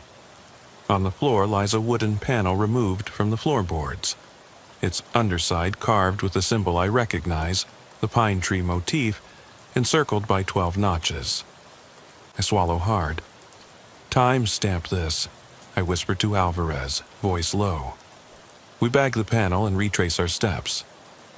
As we exit, I pause at the threshold, peering back into the gloom. For a moment, I think I see a figure carved of shadow, standing at the vault's far corner, watching us leave. I flash my light. Nothing. But the sensation lingers, a cold finger tracing down my spine, reminding me that for every clue uncovered, another layer of this nightmare awaits beneath the silent stones. I slip back through the shattered iron gate just before midnight, each creak of the hinges echoing like a bone-chill warning. Lantern clipped to my belt, I follow the gravel path toward the eastern columbarium, the one with the cracked urn I documented days ago. Deputy Alvarez walks beside me, silent except for the click of his boots. The motion sensors we installed earlier cast brief halos of light around the mausoleums, but they flicker off too quickly to offer comfort. Mist curls at our ankles, wrapping us in a damp embrace as we approach the stone structure. At the base of the first crypt, new evidence greets us. Pine shavings scattered like breadcrumbs, leading around the columbarium's perimeter. I bend to collect a sample. Flashlight beam skirting over carved initials in the mortar. R.S. Rebecca Stone, a local teacher who vanished after conducting a gravesite history project here in '94. My throat tightens. R.S., I murmur, slipping the shavings into an evidence bag. Every name is someone who disappeared or died under suspicious circumstances. Alvarez nods, expression grim. We continue, tracing the shavings to the rear entrance. The door's hinges are intact, but the lock shows fresh scratch marks. I press my ear to the wood, faint breathing echoes inside. I draw my Glock and signal for Alvarez to cover the door. "Police!" I announce, voice low but firm. "Open up!" The breathing stops. Silence returns, heavy as a tomb. I step back, switch to my radio. "Dispatch, Hayes, possible suspect inside columbarium. Send backup." Static crackles in reply. I level my flashlight at the lock and insert a slim Jim, trained by the SRT team for building entries. The lock clicks open. I push the door, light sweeping the interior. Dozens of unopened niches, their brass nameplates gleaming under my beam. The air is colder here, scented with old incense. Footsteps patter behind me as Alvarez takes point. We inch forward until a sudden shift of shadow makes me spin. Nothing. Then, out of the gloom, a soft thud, something falling against marble. I raise the beam and see a wooden figure clatter from a high niche to the floor. I kick it away instinctively, and it skids under the nearest urn. I approach slowly, flashlight trembling. As I near, its shape becomes clear, one of the pine tree carvings, identical to those left on graves and in mud. Tucked beneath it is a small, folded piece of paper. I retrieve both, heart hammering. I unfold the note. A single line scrawled in raw, uneven handwriting. "Follow the bride where she never rests." The words feel like acid in my veins.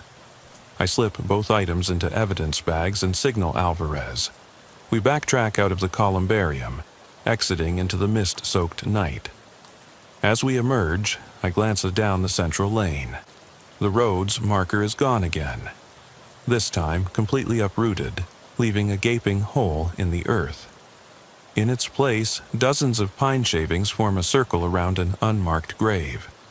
My stomach lurches. I radio dispatch again and chastise myself. "This is Hayes. We have a possible clandestine burial at the road's plot. Evidence of ritual activity. Request forensic and medical examiner immediately." My voice wavers on the last words. Alvarez places a steady hand on my shoulder. "Stay sharp," he warns.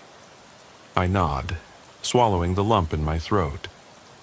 We set up crime scene tape around the roads area and wait, flashlights sweeping the stone crosses beyond the perimeter. The circle of shavings is precise, every wood chip indicating careful placement. At its center, I see a dark mound, fresh, disturbed earth.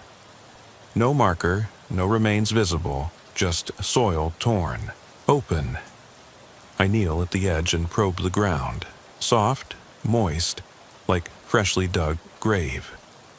My gloved fingers trace the outline of something rigid beneath the surface. I reach in and pull out a small, worn leather locket stained with dirt. I pop it open. Inside, a tiny photograph of a young woman whose face I don't recognize.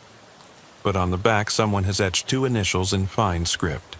M-E-M-E.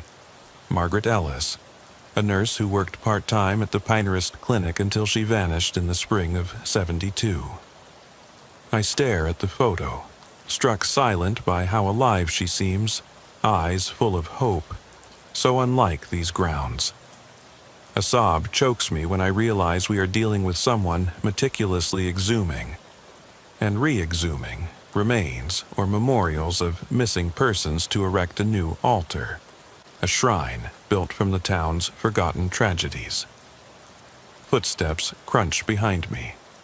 I spin, flashlight catching the silhouette of Deputy Alvarez hovering at the tape line. He hands me a thermos. "Coffee?" he asks. I accept it gratefully, but my gaze returns to the locket. We finish coffee in silence, watching the perimeter cameras blink overhead. My breath mists in the cold air, and I wonder how long the person behind this has been planning. Each ritual, each carving, each initial left behind, it's all part of an escalating sequence. And we've arrived at the halfway point, where the specter of every lost soul hangs heavy in the night air. Over the next 3 hours, we guard the scene with dogged vigilance. The maid who tends the crypts hasn't shown. Her shift was 2 hours ago. The caretaker, Watkins, refuses to come near the tape. I take a moment to check the timestamp on the camera feed. Strange. There's a 10-minute gap right around the hour of midnight. Someone tampered with the DVR feed. I report it over the radio and then replay the tape from the next camera. Blurry shapes moving along the western grove, passing behind fallen mausoleums, then vanishing abruptly. One shadow crosses the road's area, kneels, and disappears. My pulse rockets. "Freeze frame that frame," I order tech back at base. Moments later, I lean in close to Alvarez. We're not chasing trespassers anymore. This is a serial ritual. He nods, voice low. "So, who's the next victim, and where?" No answer comes. Only the steady drip of condensation and the whine of cicadas in the distant trees. As dawn's first light bleeds into the sky, I pack the evidence into the cruiser. I take one last look at the gaping hole at Rhodes. The locket gone, the shavings swept away. No sign anything was there. Forensic tech confirms the soil sample was washed out by rain, and the gap refilled with fresh earth by an unknown party. It's as if whatever was buried never existed.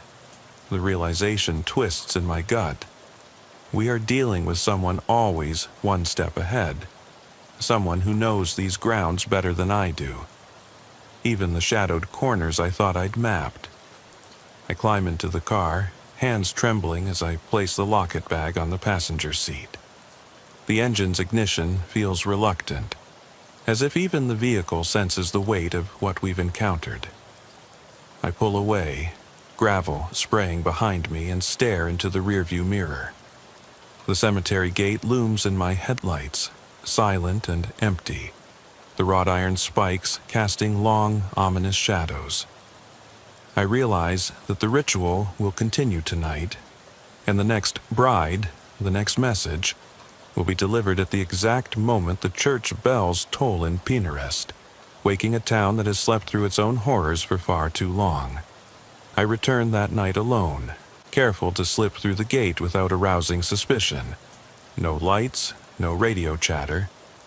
My flashlight is the only glow in the cemetery, its beam bouncing off headstones slick with dew. I pause at the central intersection of gravel lanes, recalling the ritual circles I've documented. The mausoleum, the columbarium, the road's plot. Each has yielded its own token: rose petals, wooden figurines, locket, mannequin with runes. And each token has borne the initials of someone long gone. Tonight, I intend to close the loop and see where this final path leads. I start at the pond, where the willow hangs low over still water. Night air smells of wet leaves and something more metallic, like disturbed earth. The gravel underfoot gives way to soft mud at the water's edge. The footprints I've seen before are gone, but I kneel and examine the bank. There, half buried in clay, I find a flattened tin nameplate, rusted brass with engraved letters worn nearly smooth by time. I wipe away grime to reveal CBI pocket the nameplate. CB, Catherine Bishop, a historian who came here in 1999 to catalog old family plots and disappeared without a trace. The weight of her plate in my hand feels like a challenge. Follow the breadcrumbs, Deputy Hayes. I follow a narrow, overgrown trail cutting between graves toward the south fencing, guided only by moonlight and faint glimmers of my flashlight's beam. Above me, the pines murmur as if whispering her name. My breath is steady, but my heart hammers in my ears. At the fence, I find the second camera, disabled. 2 wires have been severed. I lean in, checking the cut. Precision work, not a random hack. I stare beyond the fence at the woods, imagining someone watching me from the trees, waiting to see what I'll do next. I turn and scan the adjacent gravestones. One stands apart, the unmarked grave I discovered under the circle of shavings. Tonight, that grave is open again, freshly dug. I approach carefully, noticing a single lantern burning inside the hole, its light flickering against the damp walls. I crouch at the edge and peer down. The lantern illuminates an object wrapped in gray burlap. I lower the flashlight and bow my head, bracing for what I'll find. I lift one corner of the burlap and glimpse something soft and curved, like a shoulder or the outline of a torso. But when I peel back more, it's only a rough wooden coffin lid, carved crudely with the symbol of the pine tree and etched initials. T.S. T.S. Thomas Sinclair, a groundskeeper's assistant who endured local bullying, then left Pine Arrest under a cloud of rumors in 2005. No one knows where he went. Inside the coffin, I find a small stack of handwritten letters bound with twine. I reach in, carefully extract the letters, and fan them out on the gravel beside me. The ink is faded but legible. Dear Eleanor, I visit you each night. I bring a new bride into your garden beneath the pines. Until the silent ones speak, I will not rest. For you, for them, for all forgotten. My blood turns to ice. The letter is signed only with a swirling symbol, the pine tree ring with 12 notches. This is the orchestrator's manifesto. They see themselves as guardian of these lost souls, offering each bride a place in a ceremony beyond death. But rather than honoring the dead, they're terrorizing the living, forcing the sheriff's office to decrypt their twisted memorial. I bag the letters and stand, flashlight sweeping the excavation. The coffin remains open, lid propped against one side. I consider leaving it sealed until morning, but my gut insists on closing it.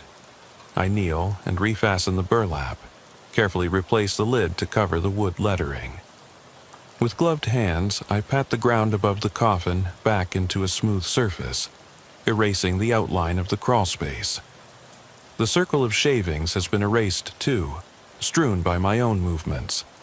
But I leave behind one pinewood figurine atop the mound, like a silent marker that someone has already passed this way. As I step back, the woods around me grow deathly still. My flashlight's beam picks out shifting shapes, the thin boughs of the pines stirring, but no wind. My breath echoes in my ears. I reach for the radio to request extraction, but there's no signal, dead silence. I stow the evidence bag in my jacket and switch the flashlight to low. Moving quietly, I trace my steps back to the main lane, careful to leave no footprints this time. I might be the hunter, but now I fear I'm the prey. Suddenly, my light catches something at the gate. A figure draped in a coat that blends into the darkness. They stand motionless, facing away, watching me approach. I stop, heartbeat hammering, and call out, "Stop! This is the sheriff's office." No response. I take a deliberate step closer, and the figure raises an arm, pointing directly at me. In their hand is a weathered pinewood figurine, its edges rough and worn. I shine the beam on the face. It's a mask carved of wood, the same pine motif folded into its design. A hollow visage with empty eye sockets. I realize, with a jolt of dread, that the masked figure is holding the final token meant for me, the next bride. I swallow as they turn slowly. There's no one beneath the mask, only darkness. The figurine tumbles from their hand and clacks on the gravel. I step forward, bending to pick it up, but the figure disappears into the mist as though it were smoke. I stumble to my feet, heart pounding so hard I fear it will burst my ribs. The figurine lies at my feet, the last piece of the puzzle, or perhaps the beginning of a far darker sequence I have yet to understand. I flee toward my car, lungs burning, as the cemetery gate swings shut behind me with a final, muted clang. I jump in, lock the doors, and skid out onto the road, gravel spraying. My flashlight and radio lie forgotten on the floor. In the rearview mirror, the gate stands silent, its iron spikes like sharpened teeth. In the passenger seat, the pine figurine waits, its message clear. The ritual is not over, and I am now part of it. My reflection in the mirror stares back, wide-eyed and pale, as I realize I have been drawn into a ceremony I cannot stop and may never escape. The night air presses against me as I slide behind the wheel of my patrol car, the final pinewood figurine clutched in my gloved hand. Its rough edges bite into my palm like a silent challenge. I stare at the gate ahead, its iron spikes glinting under the sodium streetlights beyond the cemetery. Every instinct screams to leave, lock down this place, and never return. Yet I know the ritual demands one last confrontation. I slip the figurine into my jacket pocket and pull the car forward, crunching over gravel, until the gate's threshold vanishes beneath the tires. I park out front, engine idling, and step into the fog-draped lane. Lantern clipped to my belt, I move with deliberate calm, though my heart rages. Radio static crackles in my ear as I call dispatch. Haze here. I'm making one final sweep of the gate area. All units stand by. No answer. I curse under my breath. Whoever orchestrates this has cut communications. I sight the gate, noticing now the faint scratch marks along the gate posts. Slashes too even to be accidental, matching the ritual tally I found at the cottage long ago. 4 marks for ER, 1 for HG, 1 for NT, now 4 more here. Each slash an echo of a life lost and remade by this ceremony. I bend to examine the gravel at the gate's edge. Footprints in the loose stones lead toward the cemetery's exit, but don't match any boot tread I know. These prints are small, narrow heels, like the caretaker's old spine-lined shoes. Yet they vanish abruptly 10 feet from the gate, as though the person stepped off solid ground into thin air. I shine my flashlight over the fence. Mist churns against iron bars, but there's no path that continues. I trace the prints back, noting a second set of marks. Footprints set inside the break in the gate. Someone pried the latch and slipped through, depositing the figurine in my car before retreating. My mind races. Was I the next bride? Had they intended to draw me in, stage these clues, and now vanish again, leaving me to interpret their final message? My breath pumps cold vapor as I lift my flashlight to the latch mechanism. Deep grooves gouged into the metal. The grooves form a pattern. Another set of initials, JH, carved into the underside of the latch bar. JH, my own initials. A jolt shuts my gut cold. They know who I am. The ritual has reached me personally. I back up a step, shining my beam on the ground around me. Fallen pine needles cluster at the base of the gate, arranged in a spiral, like a pulse radiating outward. In the center lies a single white rose, petals fresh, dew heavy. I kneel and pick it up, brushing away droplets. No stem, no thorns, just the blossom. A whisper of movement behind me makes me spin. The graveyard stands empty, fog rolling between headstones like restless ghosts. The white rose feels heavier in my hand, its fragrance sweet and sickly. I slide to the side of the gate and examine the hinges. The rusted pin has been gently lubricated, then removed so the gate closed of its own weight when I passed. A subtle invitation, a trap. The gate swings in the slight breeze, squeaking once like a scream. I look down the road. My patrol car sits locked, headlights off, waiting. I could retreat to that refuge, drive away, and let the unexplained remain buried. But I can't. Not when this maniac has used our dead as puppets and carved my initials into iron. I must face this at the threshold. I rise, lantern held high, and step through the gate into the cemetery once more. Petals of the white rose falling silently to the gravel. My boots press into damp soil before the open circle that marks the next altar. No coffin, no token, just earth warmed by moonlight. Undisturbed except for a single line of footprints leading deeper between headstones. The footprints appear human, but elongate strangely, as though the walker slid across the ground rather than stepped.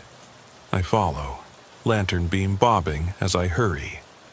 The path twists past crooked stones, Miller, Thompson, Ziegler, each bearing the faint echo of carving.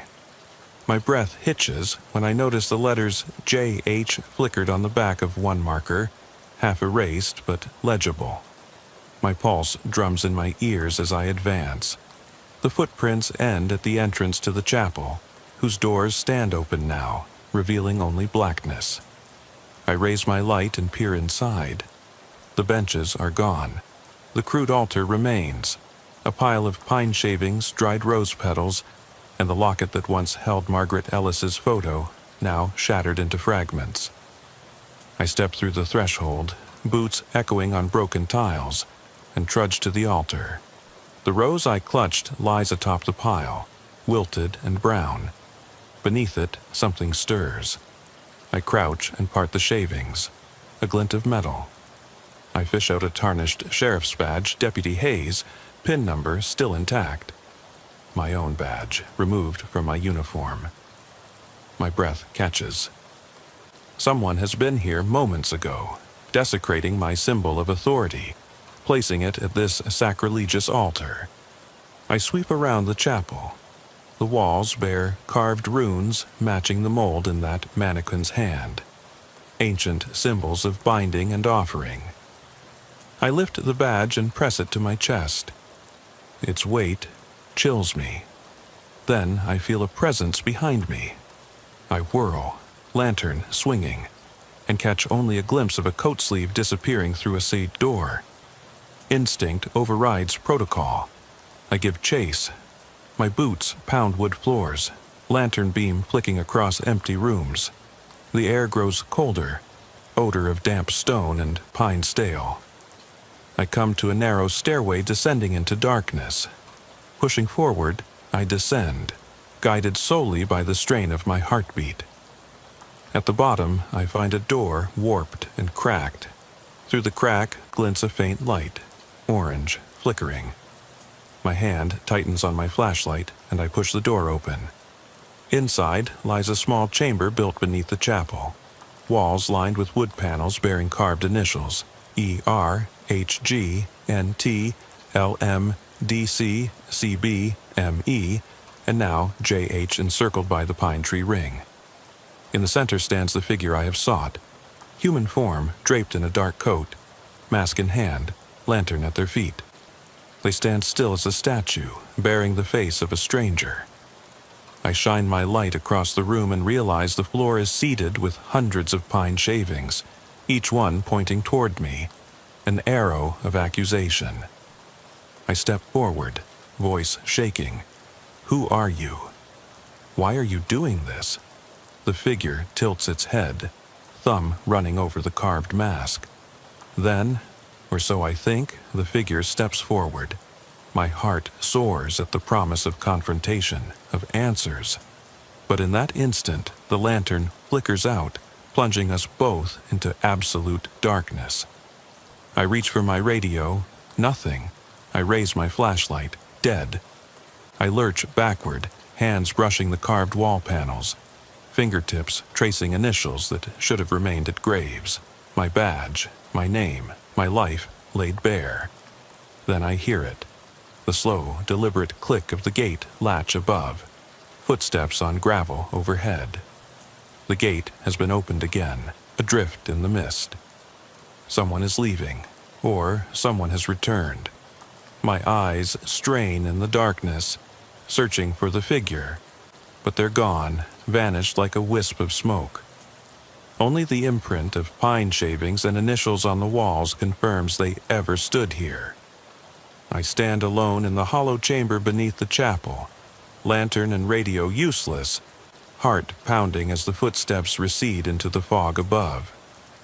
Somewhere at the gate, in the empty yard beyond, the gate squeaks again, swinging closed with a single muted clang that resonates through the earth. The initials etched into wood, metal, and stone remain, an unfinished ledger of lives claimed by this twisted rite. And as the mist creeps in through cracks under the door, I realize I won't find a conventional resolution here. There will be no arrest, no confession, only the echo of that final gate swing and the promise that the ritual isn't over. It has merely invited me deeper into its shadowed domain. I press a trembling hand to the cold stone wall, breathing the stale air, and understand that the cemetery gate has become a threshold I cannot cross again unchanged. And there, in that heavy silence, I wait, knowing the next visitor will find my badge, my name, and perhaps my body, added to the ring of initials that binds us all to this place where the dead hold the keys, and the living pay the price. I slide out of the patrol cruiser and shut the door with a soft click that seems unnaturally loud in the stillness.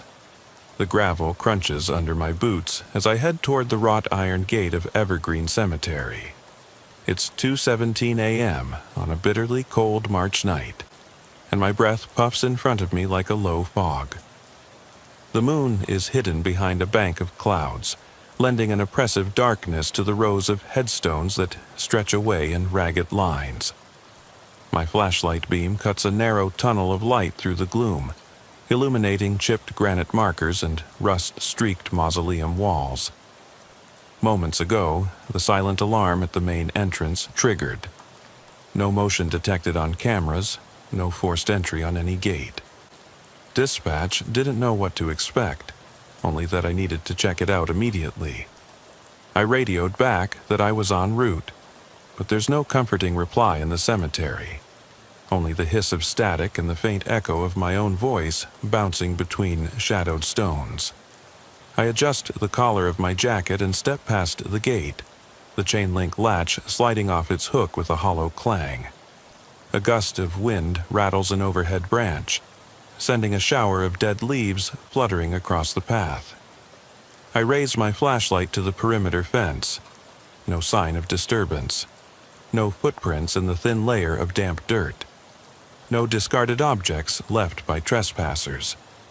Even the locked side gate stands exactly as it should, padlocked, secured, with no obvious signs of tampering. My radio crackles. Unit 4-12, status? On site, all gates closed, no evidence of entry. Copy, watch your 6. I move deeper along the paved lane that bisects the old and new sections. The pavement is cracked, grass pushing through the crevices in defiance of neglect. To my left, the older graves tilt toward the soil, their inscriptions worn smooth by decades of wind and rain. To my right, a row of newer crypts glints faintly in the darkness, the names still sharply cut. Harper, Linwood, Ortega. Each name reminds me that every stone hides a story. A life ended too soon, a family left to mourn. It's always struck me how the living see these places as repositories for grief, while officers like me treat them like any other property. Quiet, sometimes spooky, but part of the job. My boot scuffs a metal plaque at the base of a monument. I crouch and wipe away a smear of mud to read the date. March 3rd, 1998. 27 years ago. The air here smells of cold earth and something sweeter, maybe flowers long since wilted, now decomposed into the soil. I can't be sure. The cemetery's caretaker truck sits near the maintenance shed, its engine off, lights dark. No one inside. I shine the beam across the clearing. At the far end, a solitary figure stands beside an obelisk taller than most of the tombs. It's too still to be a person. No breathing cone in the beam, no shift of weight from one foot to the other. I tighten my grip on the flashlight and edge closer. My radio falls silent, and I realize I'm holding my breath. Deputy 4-12 to dispatch, I murmur, voice low. I've got a possible subject near the obelisk, requesting backup ETA. Static, then. 2 minutes. 2 minutes can feel like an eternity when you're staring at a shape that shouldn't be there. I step forward, each footstep loud against the concrete. The figure is draped in what looks like a heavy overcoat, hood pulled low. It faces away from me, head bowed as if in mourning. A laminated cemetery map swings from a broken chain around its wrist. Pages torn, corners dog-eared and water-stained. I shine the light on the map. The scarecrow of a shape doesn't move. I clear my throat. Sir? Ma'am? You okay? No response. The hooded shape remains motionless, the map's plastic cover glinting faintly. I close the distance and feel the mist settle on my face. My breath is a ragged hiss in my own ears. At 10 feet out, I can make out the map's printed legend. Family plots, mausoleum wings, memorial garden. Whoever, or whatever, holds this map knows their way around. I step to the side, casting my flashlight beam onto its face. It pulls back a sleeve, revealing an elderly hand mottled with age spots. The hand clutches something small and round. Stone? Metal? Impossible to tell in the half-light. Then, without warning, the hand drops the object. It clicks against the marble base of the obelisk and rolls into the grass. My pulse thunders. I lunge forward to pick it up, but at the same instant something shifts in the air behind me. The faintest snap of a twig, a whisper of movement. I spin and swing the flashlight back, sweeping the beam across the graves. Nothing. Heart hammering, I kneel and reach for the fallen object. It's a small river pebble, smooth and damp, engraved with a single word, remember. My radio crackles to life. Unit 4-12, do you copy? I yank the pebble and press it into my coat pocket.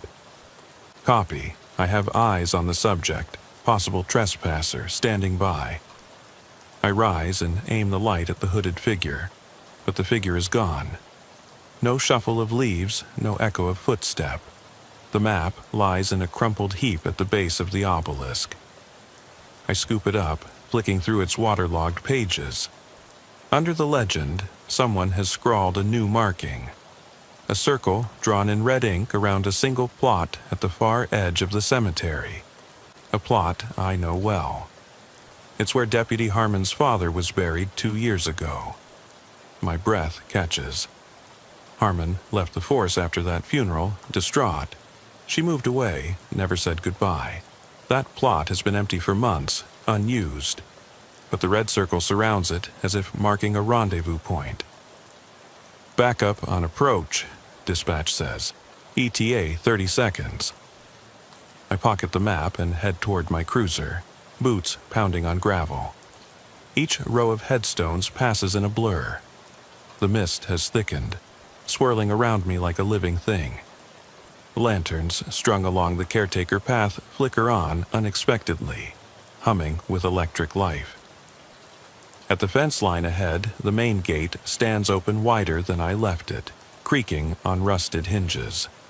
The chain that normally secures it hangs undone, swaying in the wind. My radio sputters with static, then clears. 4-12, what's your status? I exhale, voice trembling without meaning to. At gate, backup still 2 minutes. I shine my beam down the long drive. Tire tracks in the mud lead away toward the cemetery's boundary, then vanish into the darkness. No footprints, no broken branches. My stomach knots.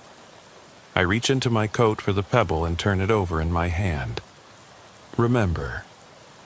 A distant metallic clang echoes through the mist, like a gate swing, or maybe a headstone falling. My flashlight beam quivers on the gate. Al? I step closer, boots skidding on a wet patch of soil.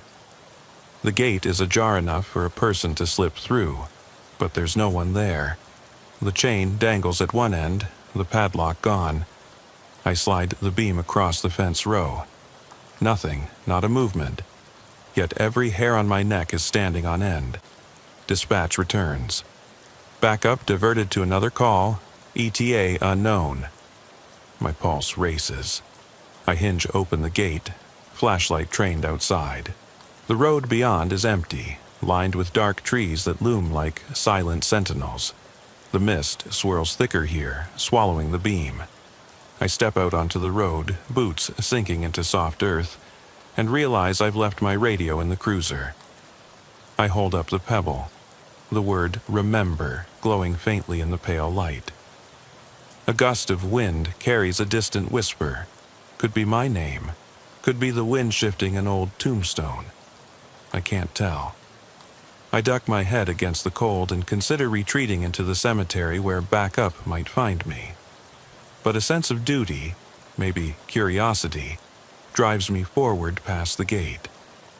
Whatever, or whoever, has been here wants me to follow. And I can't shake the feeling that turning back now would mean forgetting something important. So I stand in the road, the gate yawning behind me, and take a step forward into the unknown. The pebble heavy in my pocket, the mist swallowing the path ahead.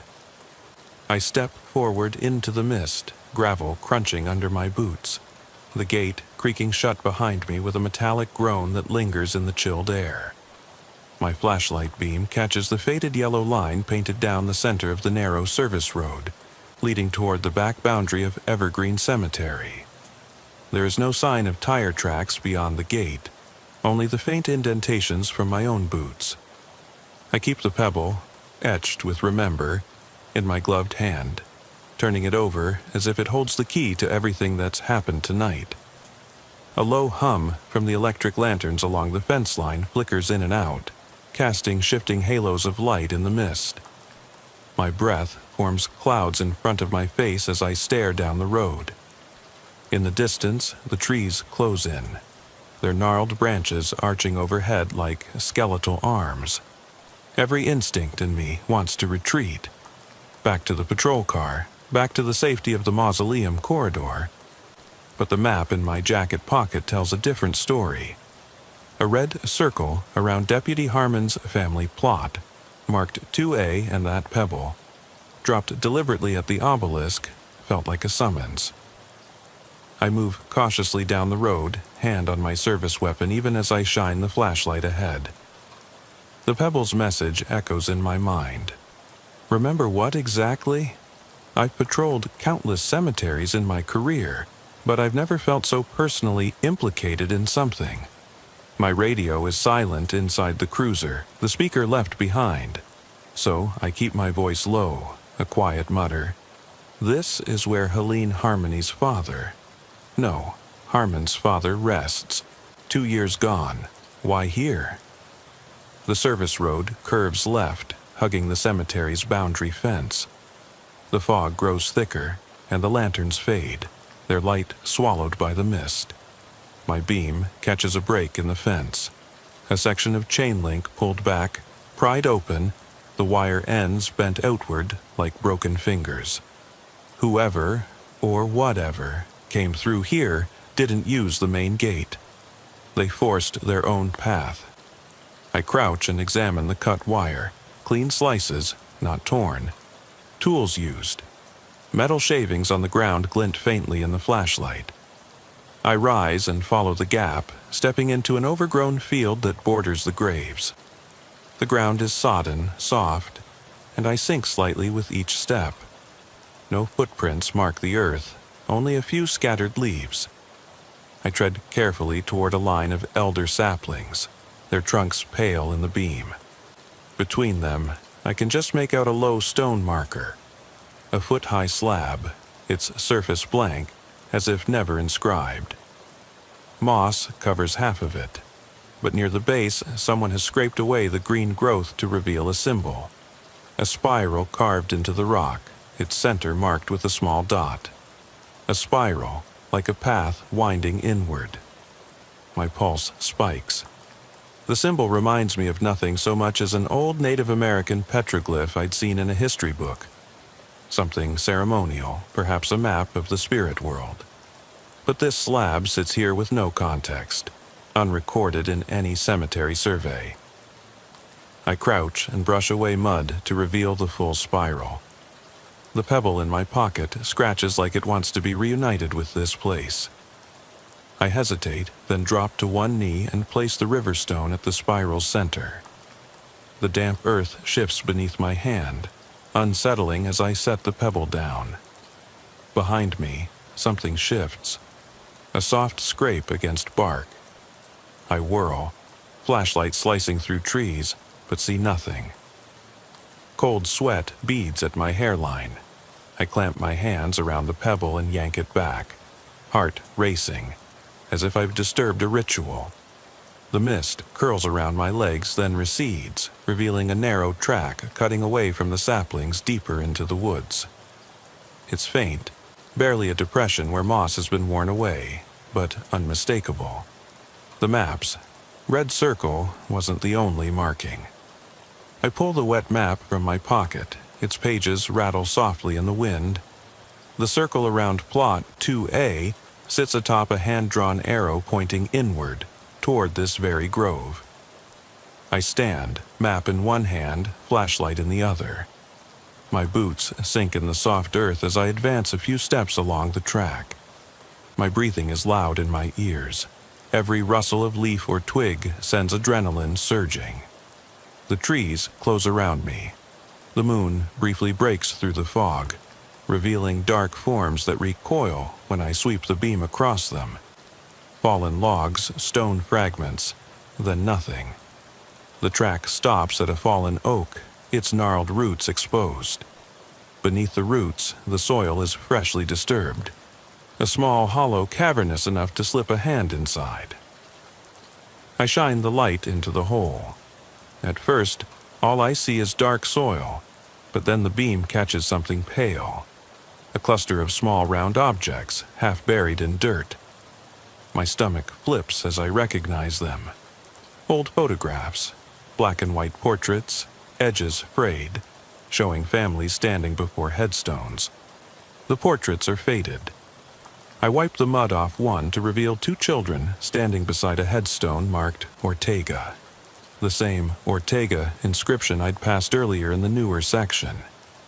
How did these photos get here, buried at the roots of this ancient oak, when the graves themselves were yards away? My breath hitches, and I feel the rising tide of dread. I reach in and lift the cluster of photos. They're damp but intact. Beneath them, carved into the wall of earth, is another spiral symbol, the same spiral on the stone slab. Someone has recreated the pattern beneath this tree. My gloved fingers brush the spiral, and I can feel its rough edges. I tuck the photos into my jacket and rise, clenching the map so hard the ink smudges on my fingers. A sudden scrap of metal behind me makes me spin. My light catches the edge of a shovel blade protruding from the ground, as if someone started digging here and abandoned the job.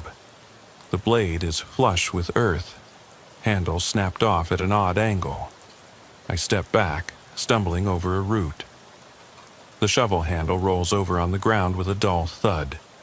My chest tightens. I'm alone, deep in a grove that shouldn't exist, holding other people's memories in my hands. I snap the map shut and slip it back into my pocket. The lanterns I'd passed on the fence line have gone dark again. No hum, no warmth. The mist thickens until it's impossible to see the path back. Panic claws at me. This is no longer routine patrol. I have trespassers, ritual markings, buried mementos, and now a broken tool. Someone was here, officiating some ceremony beneath the tree that watches over the cemetery's edge. I take a deep breath, forcing my legs to move. Each step back up the track feels heavier, as though the earth wants to hold me. The saplings seem to lean inward, their branches brushing at my shoulders. I duck beneath them and break into a jog, heart thumping so loudly I can almost hear it over the silence. The pale slab of the unmarked marker reappears, and then the fence gap, half hidden by tall grass, beckons me. I clamber through, scraping my coat, and emerge onto the service road, muddy and shaken. My flashlight reveals the path to the gate, a straight shot of damp asphalt flanked by graves on one side and an old tool shed on the other. Ahead, I see two glowing dots. Backup headlights? No, those lights hover, unmoving, above the ground a few feet off the road. My beam catches them again. Lanterns, the kind caretakers once used before electric lights. But these float in midair, swinging gently, dripping water onto the asphalt in glowing droplets. I freeze. The lantern's glass panels are cracked, spider-webbed, and inside each a single misty flame flickers without a fuel source. The light pulses once, then twice. I lower my flashlight and cup my hands over my mouth to still my breathing. My radio in the cruiser crackles through my belt. Unit 4-12, you there? Respond, over. I don't answer. Instead, I watch as the lanterns drift toward me, swinging in perfect unison, the fog swirling around their bases. They join above the center line, forming a triangle of light. I step forward, boots wet with dew. The lanterns ascend higher, their light intensifying, casting shadows that writhe across the tombstones lining the road. A voice, soft and distant, carries on the wind. Remember. It echoes the word etched on the pebble. I clutch my jacket at the pocket, hands trembling. The lantern's glow shifts red, then back to pale yellow, as though breathing. My mind screams to retreat, but my feet hold me fixed to the spot. The voice comes again, louder. Remember. Then, all at once, the lanterns extinguish. The road falls into absolute darkness, the mist folding in on itself like a drawn curtain. I yank out my flashlight, but the beam sputters and dies. My radio crackles static, then goes silent. The only sound is my own pulse, drumming in my ears. I stand at the threshold of the open gate, surrounded by impossible symbols, objects moved or buried, and the promise of something I cannot fathom. Somewhere beyond, the service road stretches into a void. I can't see the cemetery entrance behind me, only the black maw where the lanterns floated. The last thing I sense is the faint scrape of metal against stone, like a shovel scraping a grave. And then, nothing. My hands go cold. I release the pebble, letting it fall into the grass. Unit 4-12, I whisper into the dark. But no reply comes. The gate looms behind me, open and silent, its padlock missing.